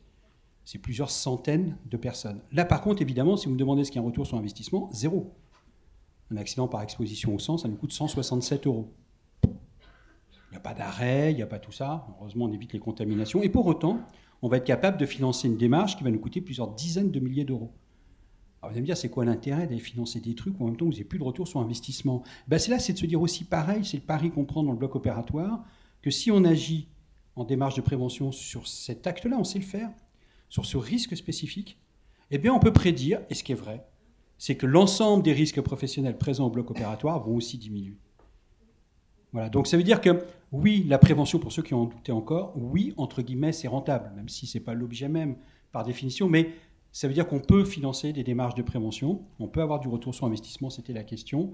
Donc cette partie-là, on va dire que pour n'importe quel établissement ou grand groupe, oui, au contraire, ça devrait être un levier. En tout cas, il n'est surtout pas vu comme étant un frein. Les bénéfices sont bien plus importants, évidemment, que les coûts. Merci. Alors, moi, j'ai encore une question, le temps que... alors, on voit quand on fait des visites dans les établissements, on pose souvent la question, moi je pose la question, quelle est votre méthode d'évaluation de l'autonomie du résident? J'ai des réponses tellement variées. Certains me disent on essaie de la lever, puis on voit si elle peut se lever. Voilà. Et alors ma question existe-t-il? Alors je ne sais pas si c'est l'INRS ou M. Sabaté ou vous, vous pouvez répondre, mais comment vous faites en fait? Est-ce qu'il y a une méthode type d'évaluation d'un résident voilà. Alors on l'a présenté, c'est vrai que l'évaluation des capacités se fait simplement, en fin de compte, lors de l'évaluation du déplacement spontané. Okay. Qu'est-ce qu'est capable de faire le résident en termes des éléments constitutifs de ce déplacement? Donc c'est là où se fait cette évaluation des capacités. Et c'est là où elle est en même temps intéressante, parce qu'on va voir par exemple où il y a une grande confusion, on va dire, entre deux types d'outils.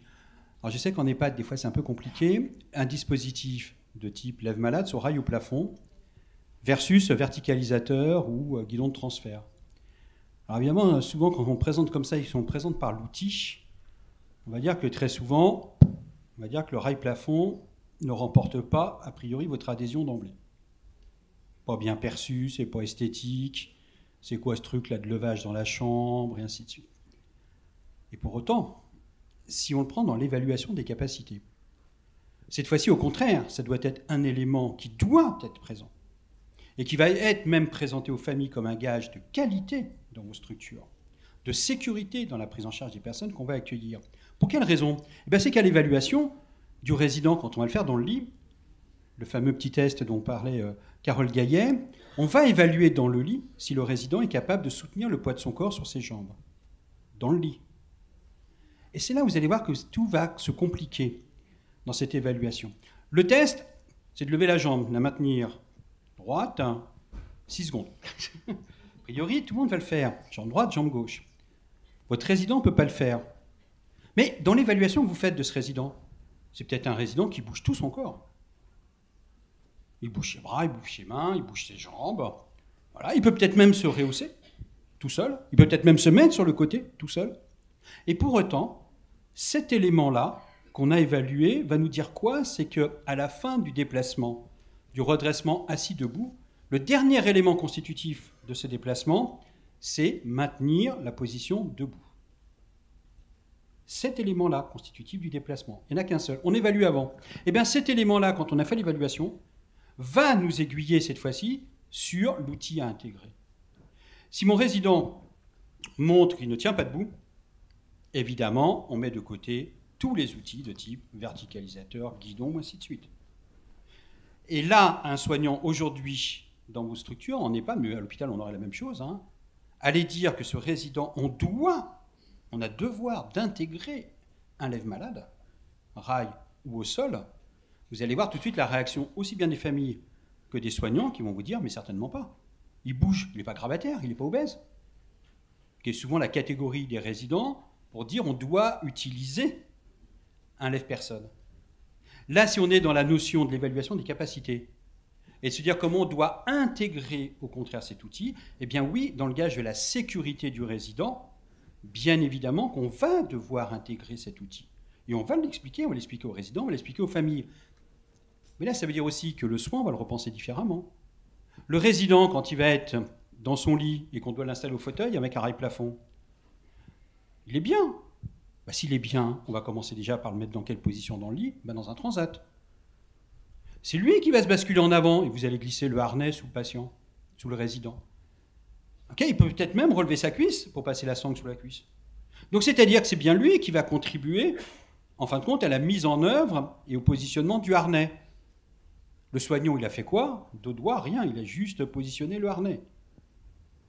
Et ensuite, pendant tout le déplacement, l'accroche et le déplacement, on va se rendre compte qu'on va partir en position assise dans le lit, il va arriver en position assise dans le fauteuil, le retrait va se faire de la même façon. Il va se basculer pour enlever le harnais. Il va peut-être même soulever la cuisse pour enlever la sangle. C'est pas pour autant qu'on l'a rendu passif. Tout le déplacement avec le rail plafond, ou le lève-personne sur rail au plafond, va se faire de façon dynamique. C'est le résident qui va tout faire. Le soignant va faire quoi ? Il va simplement sécuriser le déplacement. Et comment on le sécurise ? C'est de dire non, on ne va pas vous mettre debout, sachant que vous ne pouvez pas tenir debout. Et que la sécurité elle va être apportée par deux soignants qui vont être à droite et à gauche. Là, c'est une fausse sécurité. Et souvent, ça va être une demande de la part du résident qui va préférer être dans les bras du soignant, voire même des familles. C'est là où, si en même temps on maîtrise la démarche, on va au contraire montrer aux familles le professionnalisme et la sécurité qu'on va apporter à leurs résidents. Et que l'outil qu'ils voient comme un palan, la boucherie dans la chambre, au contraire, est un équipement indispensable pour la sécurité de votre résident et donc de votre proche. Et là, tout de suite, la démarche est différente. Et là, vous verrez qu'il n'y a pas une famille qui va vous dire « mais dans ce cas-là, je ne veux pas que vous l'utilisiez. Et je préfère que le résident soit mis debout et qu'il tombe, et que mon proche tombe. » Bien sûr que non. Donc l'évaluation, elle se fait à ce moment-là, elle se fait en permanence, elle permet de construire des pratiques un peu différentes, mais pour les établissements qui le mettent en place, vous allez vous rendre compte qu'en même temps, très vite, il y a adhésion aussi bien de la part des résidents. Évidemment, le résident, si on arrive avec son rail plafond, son lève-personne, qu'on ne lui demande rien, qu'on le remet à plat, un coup à droite, un coup à gauche, je mets le harnais, je lui dis rien, j'accroche, je lève, je déplace, je dépose, c'est sûr que le résident n'est pas super enclin à vous accompagner dans le soin. Si toute la démarche et la construction se fait différemment, on verra que le résident il devient actif. Il comprend. Pendant tout le déplacement, il est là, il est cognitivement, en fonction même de son cognitif, c'est pas un souci, mais il va participer, on va échanger. Et puis il va plus voir un soignant qui arrive en disant « Ah là là, ça risque de tomber, je vais devoir le récupérer, je vais devoir le porter. » Non. C'est ça. Donc pour répondre, oui, l'évaluation des capacités, ça se fait bien au moment du déplacement, au moment du soin, à chaque déplacement, à chaque soin. Mais si vous le remettez dans le soin, ce n'est pas perçu comme une contrainte par les soignants. Au contraire, c'est le soin se déroule de cette façon-là, je le construis de cette façon-là avec les outils qu'on m'a mis à ma disposition. Oui, je voudrais ajouter aussi une chose qui est la distinction entre utiliser un équipement et introduire un équipement dans le soin.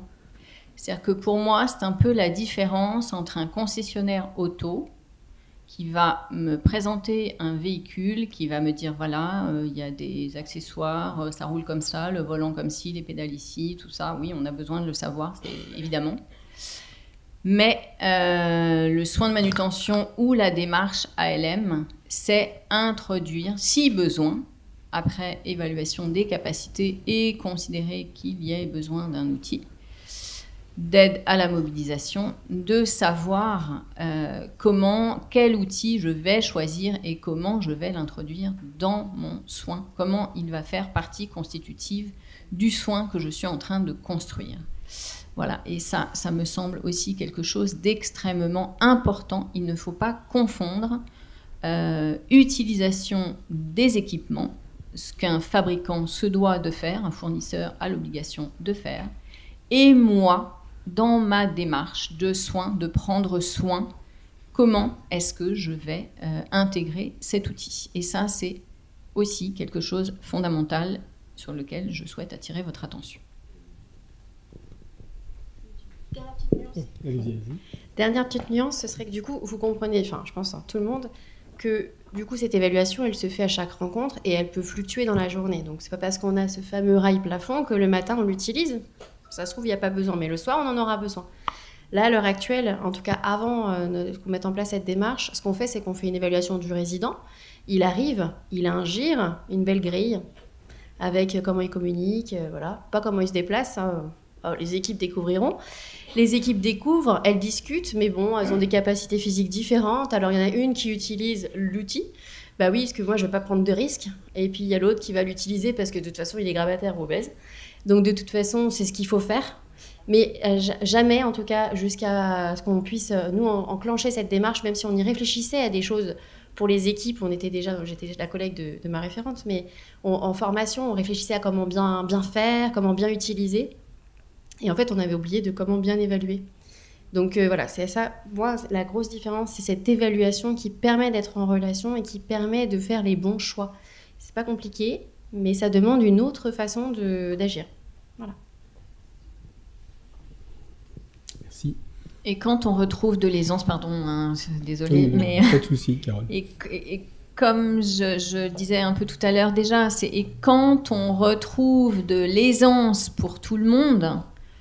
on retrouve du sens et l'outil, on l'oublie. Alors bon, on n'a pas pu projeter le film, mais bon, si vous avez l'occasion, regardez-les. Mais celui que je voulais projeter est vraiment significatif, c'est-à-dire qu'en fait, on finit par oublier l'outil. C'est-à-dire que si c'est pas, je fais pas juste que utiliser un outil, mais qui fait partie de mon soin.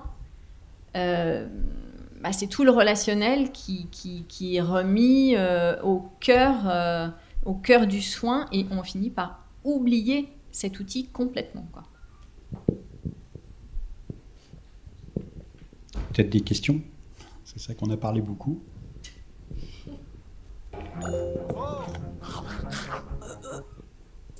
Alors voilà, on va pouvoir juste voir avant. Question, Stéphane. Voilà, pardon. Votre main droite et vous... Arrêtez de faire la question. Je vais essayer de le passer. Merci. La question est simple. Je suis directrice d'un EHPAD. On est en suivi TMS Pro depuis quelque temps. On a déjà mis en place beaucoup de choses. C'est très intéressant ce que vous racontez. Ma question est comment faire et combien de temps il faut pour que l'équipe adhère à votre technique, en fait, à votre philosophie, appelons ça comme ça. Une démarche de soin, on va l'appeler aussi basiquement que ça.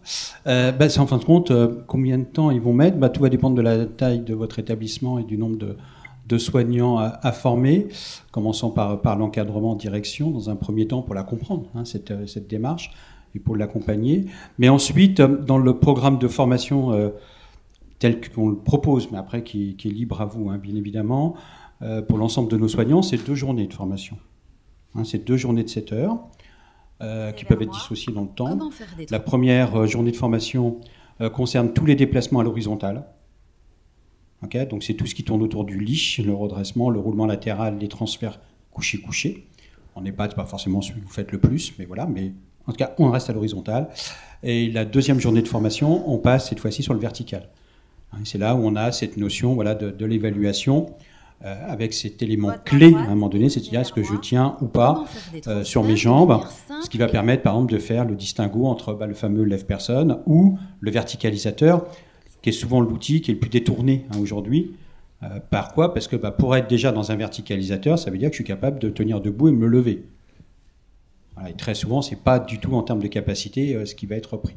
Donc voilà, donc pour répondre clairement à votre question, c'est 2 journées de formation faites par la ressource interne de l'établissement en termes de formation. Ça s'adapte à vos résidents, puis voilà, à vos équipements aussi, à votre mobilier, à votre environnement. Donc ça dépend de la taille des structures, mais on a accompagné des établissements voilà, d'une quarantaine, une cinquantaine de salariés, par exemple. C'est l'action de formation alors, qui a été planifiée, bien évidemment, mais c'est réalisé en moins de 2 mois. Voilà, donc en moins de 2 mois, tous les soignants de l'EHPAD ont été formés. Voilà, et ce qui fait qu'en même temps, où là on vous rejoint, c'est que dans l'adhésion, la compréhension, il va bien falloir que ce soit collectif. Okay, et c'est bien le collectif qui va discuter. Okay, donc c'est surtout, il ne faut pas faire du saupoudrage. C'est bien l'ensemble de vos ressources qui doivent être formées. Ça va se discuter collectivement pour ensuite transformer ma pratique. Et de me dire en tant que soignant, j'accepte collectivement que l'on transforme la pratique. Et ça, il faut leur laisser le temps aux soignants. C'est leur discussion avec eux-mêmes. Voilà, mais ça peut se faire sur des petites structures. Alors, pourquoi je dis petites? Parce qu'à notre échelle, on est à 4500 salariés. Vous voyez, donc c'est pour ça que je me permets de dire petite structure. Au contraire, ça peut être un avantage. Voilà, bien planifié, honnêtement, ça peut aller assez vite en termes de timing, d'accompagnement. Et la CRAMIF peut vous aider aussi, voilà, même sur le financement, en fonction de la taille de vos structures. Mais on peut aller assez vite pour une mise en œuvre, et même tant mieux, presque. Okay, j'ai suivi ma formation, je sais que le mois d'après, ça y est, ça peut être efficient, effectif dans l'établissement, et ça devient notre pratique, qui est partagée et accompagnée.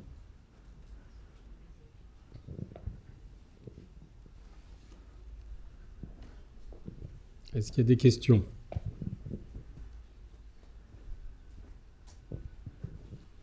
Alors, voilà la petite vidéo que... Voilà, on va essayer de la présenter. Moi. Comment faire des transferts de manière simple et confortable pour le patient et pour le soignant? Comment réaliser ces transferts sans portage afin de préserver la santé du soignant tout en favorisant l'autonomie du patient? Magnifique! Voici un exemple. Bon vous serez prêts pour 10 heures, hein? On aura rempli le contrat. Votre fille va être contente. Bien à quelle heure? 10 heures. Il est moins le quart. J'installe votre fauteuil. Ouais. Vous feriez mieux de me laisser chez moi. Hein. Bah oui, bien sûr. Vous avez bien d'autres choses à faire, non? Que de m'occuper de vous? Bah non. Je suis là pour ça. Ouais. J'ai pas envie de sortir aujourd'hui. Ah bah de toute façon, je vous écouterai pas. Je vous écouterai pas. Ah bon? Votre main droite sur la barrière, s'il vous plaît, monsieur Dulac. Bon, je vais essayer, mais je ne pense pas pouvoir tenir longtemps. Je sais plus boire rien. Vous en dites des bêtises. Qu'est-ce qui vous arrive aujourd'hui? Vous êtes bougon. Ouais. J'espère que vous serez de meilleure humeur avec votre fille. Hein. Pas sûr. Comment ça, pas sûr, la pauvre? Allez, si vous pouvez vous radosser. Enfin. Très bien. Ça va? Ouais, ça va. Bon. Vous pouvez mettre la main sur le ventre, que je puisse passer. Ouais. Voilà. Si vous pouvez lever un petit peu la cuisse. Oui. Très bien.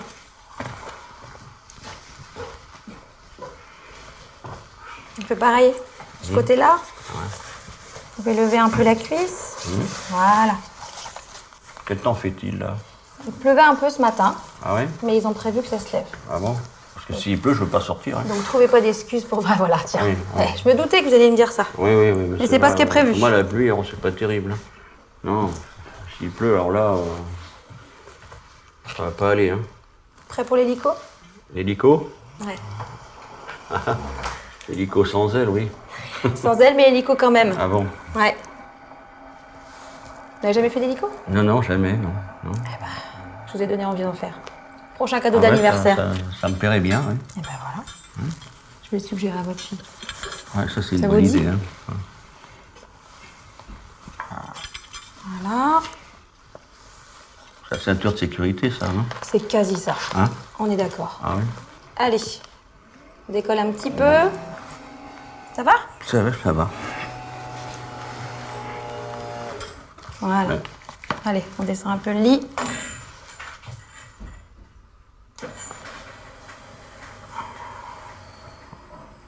Détendez vos jambes. Oui. Vous laissez... Ouais, quand voilà, très bien. D'accord. Plus vous êtes détendu, mieux ce sera. Ah.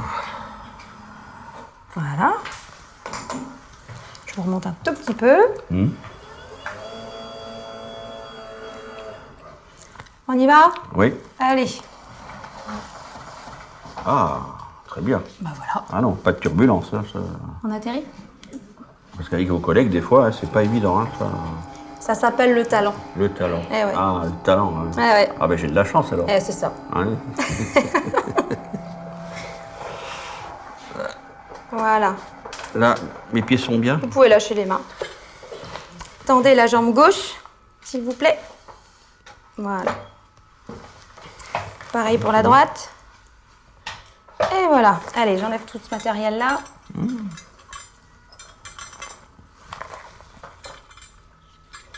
Ah, c'est impeccable tout ça. Bah ouais. On est à l'heure. C'est plus facile que dans Vous le êtes lit, tout hein. beau. Ouais, c'est beaucoup oui. plus facile que dans le lit. Et Dans comme le lit, ça, là, vous pouvez aller prendre l'air. Sinon, vous resteriez dans votre Je suis chambre. fatigué un peu là. Hein, sur le... Mais vous allez vous reposer un peu avant qu'elle arrive. Et après, vous serez prêt. Si Ouais. vous pouvez lever un petit peu cette cuisse. Voilà, super. Très bien. Je la coince un petit peu là. Voilà. On prend le temps, prends le temps. Pareil, de l'autre côté. Très très bien. Allez-y. Hop. Voilà. On n'est pas bien là? Ah oui. Bon. Ah, vous avez raison. Oui. Ah bah oui. Ouais. Ah, j'aime bien quand vous dites que j'ai raison. Si. Ça me plaît bien. Elle vient à quelle heure ma fille? 10h, dans un quart d'heure, elle est là. 10 heures? Ouais. Donc Ah on bon. est prêt. Nickel. Tout beau, Très tout bien. propre. Parce que j'aime pas attendre.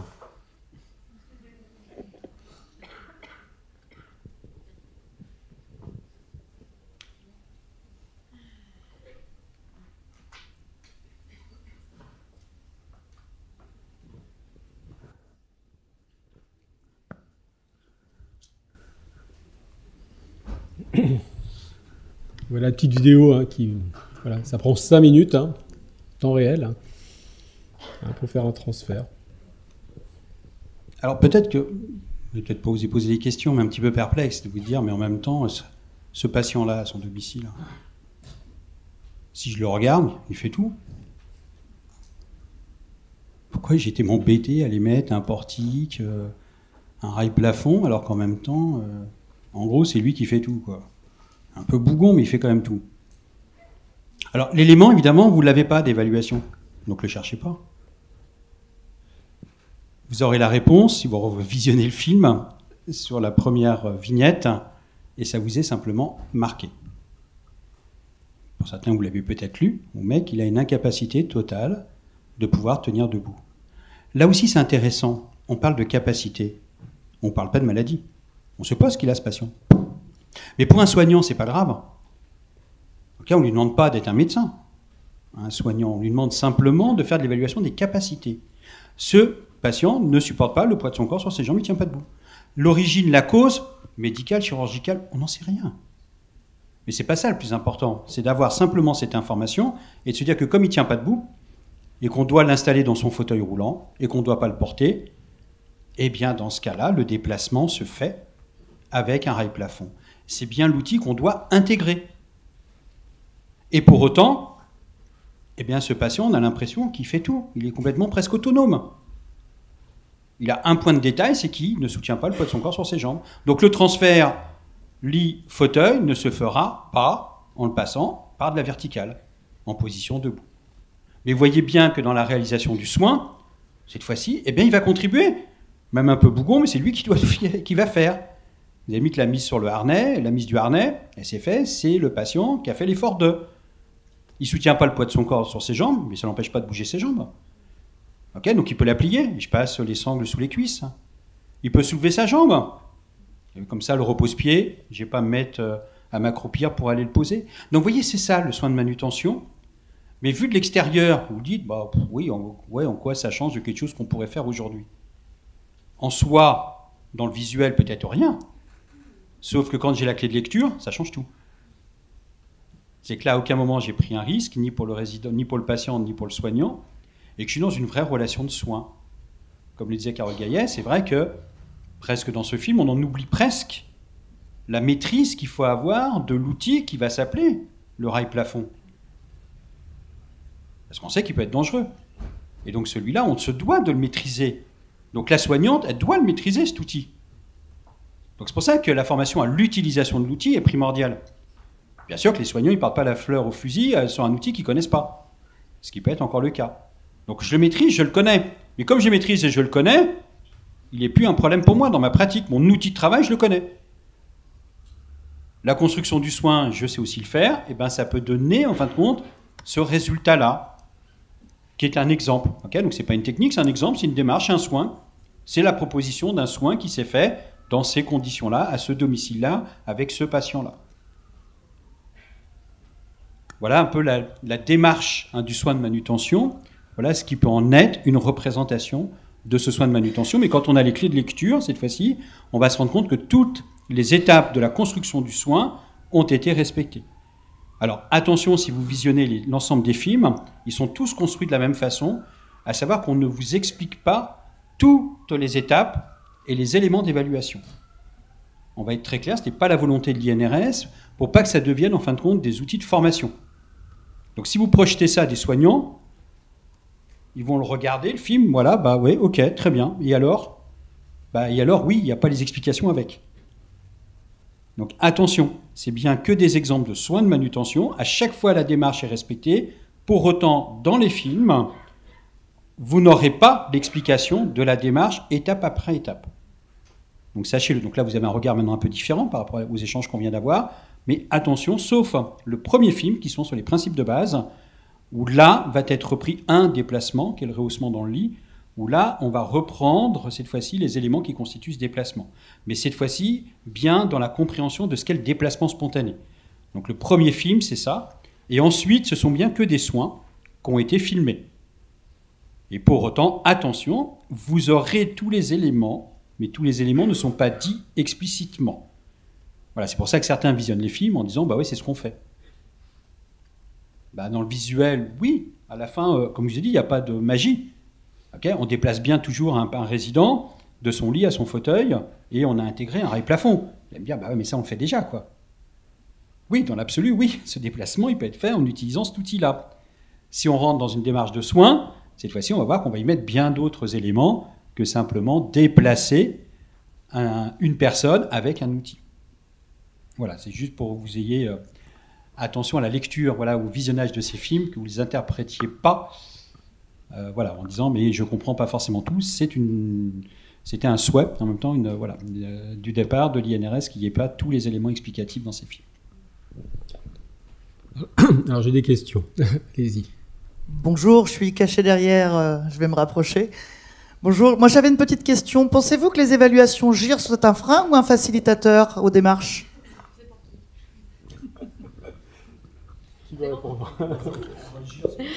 C'est pour moi, ça dépend pour qui. Pour les équipes, ça n'a pas de sens. Pour moi, personnellement, ça n'en a pas non plus, vu que ça n'évalue pas l'autonomie, mais juste le degré de dépendance. Donc non, je dirais, à la réponse. C'est plutôt un frein, parce que ça catégorise. Et que même quand on rend compte aux autorités nationales, enfin ARS, qu'ils nous demandent de catégoriser combien on a de GIR, combien on a de GIR, combien on a de GIR, combien on a de GIR dans ces catégories, ça veut rien dire, parce que ce monsieur qu'on a vu, il peut très bien être de GIR 2, parce qu'il peut, enfin peut-être il a des troubles cognitifs, il peut pas se déplacer tout seul, mais il est quand même capable de faire plein de choses. Donc en fait, ça sert à rien. Sauf à avoir des subventions par APA, des choses comme ça, voilà, donc non. Donc en fait, il faut décorréler les deux évaluations alors. Très bien. Moi, je pense que c'est deux choses totalement différentes. Ouais. Oui, il faut décorréler les deux. Voilà. L'un n'est pas forcément le reflet de l'autre. Et en plus, l'un n'est pas le reflet de l'autre à chaque moment de la journée. Si on a bien compris que le centre de manutention, c'était une évaluation au moment de la rencontre. Un moment de la rencontre, ça ne veut pas dire qu'elle va être fatiguée en fin de journée, mais elle peut aussi avoir appris une très mauvaise nouvelle ou être très en joie. Et ça va changer forcément sa façon de se mouvoir. Voilà. Dixit la psychomote encore.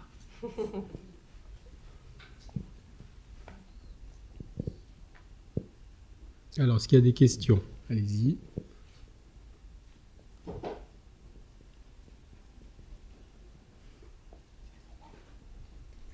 Non ?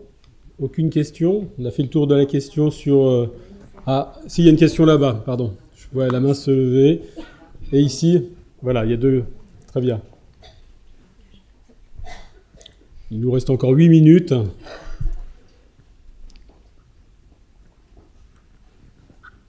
Alors moi j'avais plus une question par rapport aux résidents qui sont dans le refus d'être accompagnés pour faire les toilettes, pour se mouvoir. Quelle serait la démarche à suivre pour les accompagner?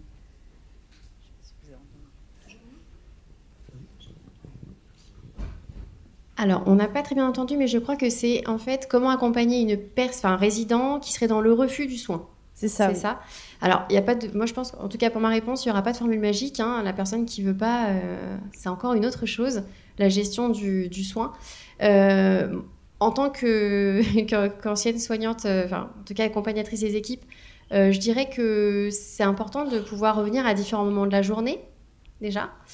De changer la personne aussi avec qui ça peut être fait. La blouse blanche effraie beaucoup de résidents. Voilà, le statut de la personne qui fait la toilette peut aussi effrayer. Donc, il n'y a pas si longtemps, j'ai eu une expérience où en fait, une résidente refuse à toute mon équipe, sans exception. Et moi, je lui ai fait une douche miraculeuse. Je n'ai pas fait du soin de manutention, mais mon statut l'a convaincue que j'étais forcément une bonne personne. D'accord? Donc, moi, j'aurais pas de formule magique sur ça. Le refus, c'est le refus, c'est encore autre chose. Mais je dirais que de faire passer ça dans le relationnel, justement, si la personne n'est pas en opposition, mais qu'elle refuse juste de l'aide, c'est de la rendre le plus autonome possible. Écoutez, ce que je vous laisse faire, c'est que je vous laisse vous relever, vous mettre au bord du lit pour que je puisse faire votre lit. Si la personne est capable de le faire, on n'a pas besoin de faire le soin de manutention. Voilà. Okay, si elle n'est pas capable de le faire, on trouve d'autres solutions. Okay. Merci. De rien. Allez-y, monsieur. Oui, bonjour. Oui, ma question, on sait très bien que dans nos EHPAD, nous travaillons, les décisions, par exemple, d'utilisation de certains matériels dépendent quand même très souvent de certains responsables. Il y a toujours des réunions de coordination où c'est souvent l'idée qui dit, bon, ça, et pour ce patient, il faut utiliser tel matériel. Or, dans cette démarche, je vois très bien qu'il faut qu'on donne assez de pouvoir aussi à l'aide-soignant, aux soignants qui occupent de la personne. Est-ce que, dans ce cas, le problème, ce n'est pas déjà de travailler en amont déjà avec les staffs d'encadrement déjà des EHPAD, est-ce qu'ils doivent comprendre ça? Parce qu'à un moment donné, c'est très bien, les gens peuvent faire leur évaluation, refuser carrément par le cadre qui dit, mais non, vous n'utilisez pas tel matériel pour telle ou telle raison. Et je suis d'accord avec vous qu'effectivement, quand on voit l'implication d'une directrice, par exemple, c'est plutôt intéressant. Sauf que dans certains EHPAD, ce n'est pas toujours le cas. Il y a certains directeurs qui ne s'y connaissent même pas, qui ne s'y intéressent même pas, et qui, à un moment donné, les choses ne se passent pas bien. On dit toujours, bon, ça, il faut appeler la psychomotricienne, ou alors appeler... L'ergothérapeute. La kiné. À chaque fois, il y a quelqu'un qu'il faut appeler. Et pour finir, le soignant, lui, il devient un simple exécutant. Il ne peut plus faire cette évaluation. Est-ce que vous pensez vraiment à cet aspect qui peut être un frein quand même, n'est-ce pas, dans certains EHPAD? Ah, mais même dans le mien, hein, c'est un frein. C'est un frein parce qu'on parle et on part toujours à partir d'une évaluation qui a été faite au moment de l'entrée du résident. On a tous un super bilan psychomote, un EGP pour ceux qui sont les mieux organisés et qui ont vraiment beaucoup de temps. Et on part de la grille à agir. Donc on va se dire, voilà, il est dans une catégorie de personnes, il arrive à un moment, voilà, là je l'ai rencontré. Souvent le résident, il est soit en sortie d'hospitalisation et ça va pas du tout, soit il vient, il est un peu contrarié, soit il vient, il est content, mais on ne sait pas comment ça va évoluer. Donc cette évolution, elle va se faire tous les jours. Donc moi je dirais que même la direction, qu'elle s'y connaisse ou qu'elle s'y connaisse pas, elle n'a pas son mot à dire si elle n'est pas près du résident ce jour-là. D'accord ? Après, il y a la réalité du terrain. On a des équipes qui sont de moins en moins formées, enfin bien formées en tout cas, qui vont avoir aussi cette facilité d'accès à la formation, mais une difficulté à s'exprimer dans la langue pratiquée par les résidents.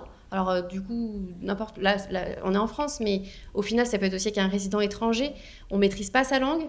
Donc il va y avoir des biais comme ça qui vont rentrer en ligne de compte. Et on a, nous, en tant que direction, en tant qu'IDEC aussi, je pense, et cadre de santé et tout ce qui est cadre intermédiaire, c'est qu'en fait, on a la responsabilité de la sécurité du résident. Donc, quand on voit que les équipes peuvent être un petit peu délétères sur certains aspects, on a tendance à vouloir surprotéger. Et on repart dans les travers. GIR 2, il faut le rail au plafond, c'est obligatoire.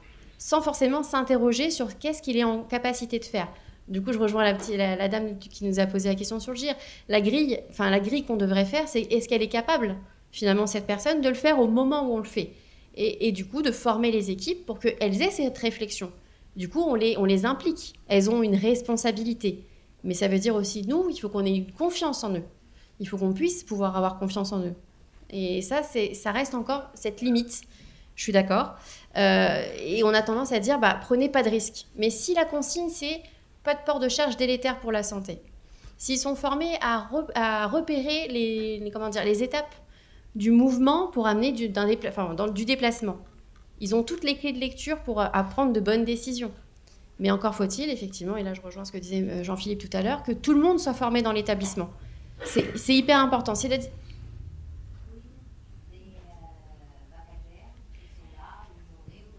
Alors, justement, donc ça c'est ce que je vous ai dit moi tout à l'heure dans mon retour d'expérience. C'est-à-dire que le pari, c'est aussi de se dire, alors nous, on est indépendants, on travaille dans un endroit où on a des vacataires très réguliers. Donc c'est mon témoignage où je vous dis, nous on va les former. On va les former parce que même si elles viennent que 1 ou 2 jours dans la semaine, toute l'année on a les mêmes. Donc après, on ne se fera pas de miracle. D'où la limite que Carole Gaillet vous disait. Si nous on prend du temps, de l'énergie et des sous à investir pour former des équipes qui changent tout le temps, c'est ce qu'on avait appelé la lassitude au bout d'un moment. On va y mettre les moyens, on va y mettre du temps, de l'énergie, et on voit que ça ne va pas fonctionner. Donc nous, je pense que tous les trois on se rejoint sur ça, on appelle justement à ce que la formation initiale continue, tout ce que vous voulez dans le soin, puisse proposer un soin de manutention, et que les outils qu'on découvre que sur le champ du travail viennent aussi dans ces formations, viennent vraiment former à la base. On aura confiance en nos soignants, eux auront confiance en nous, et tout pourra bien se poursuivre. Je ne sais pas si je réponds, mais en tout cas, c'est la ligne de conduite. L'un ne va pas sans l'autre. Exactement. Et on garde espoir. Voilà. Et on garde espoir. Je ne sais pas si la prévention a déjà réuni 200 personnes dans une salle, mais félicitations à vous de venir, de prendre du temps. Je sais que ça prend beaucoup de temps sur tout ce qu'on a à faire, quoi. Oui, je pense qu'il faut aussi... on est là aujourd'hui ensemble, ça veut dire que des institutions comme la CRAMIF, d'autres, vous le verrez certainement cet après-midi, mais la CRAMIF, si vous êtes là, si on est là, c'est que il faut pas hésiter à demander de l'aide. Ça ne veut pas dire qu'il n'y a pas de miracle, il n'y a pas de magie, il n'y a pas de... si on n'y met pas, effectivement, comme dit Alison, si on n'y met pas de l'énergie, si on ne s'engage pas, si on ne s'investit pas, il ne va sûrement pas se passer grand-chose, c'est sûr.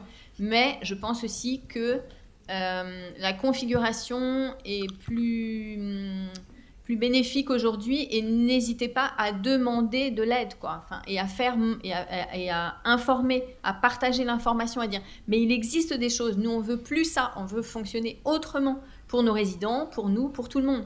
Et en fait c'est ce mouvement-là qui va faire qu'on va réussir à bouger les choses, puisque ça ne veut pas bouger ailleurs, on va les faire bouger autrement. Voilà, et la CRAMIF est là pour ça, et c'est pour ça que cet événement est organisé, et donc n'hésitez pas, quoi. Très bien. Bon, je pense qu'on est arrivé à l'heure pour ce matin. Merci à nos intervenants sur vos témoignages. Stéphane, peut-être juste pour bien comprendre le soin de manutention. Oui.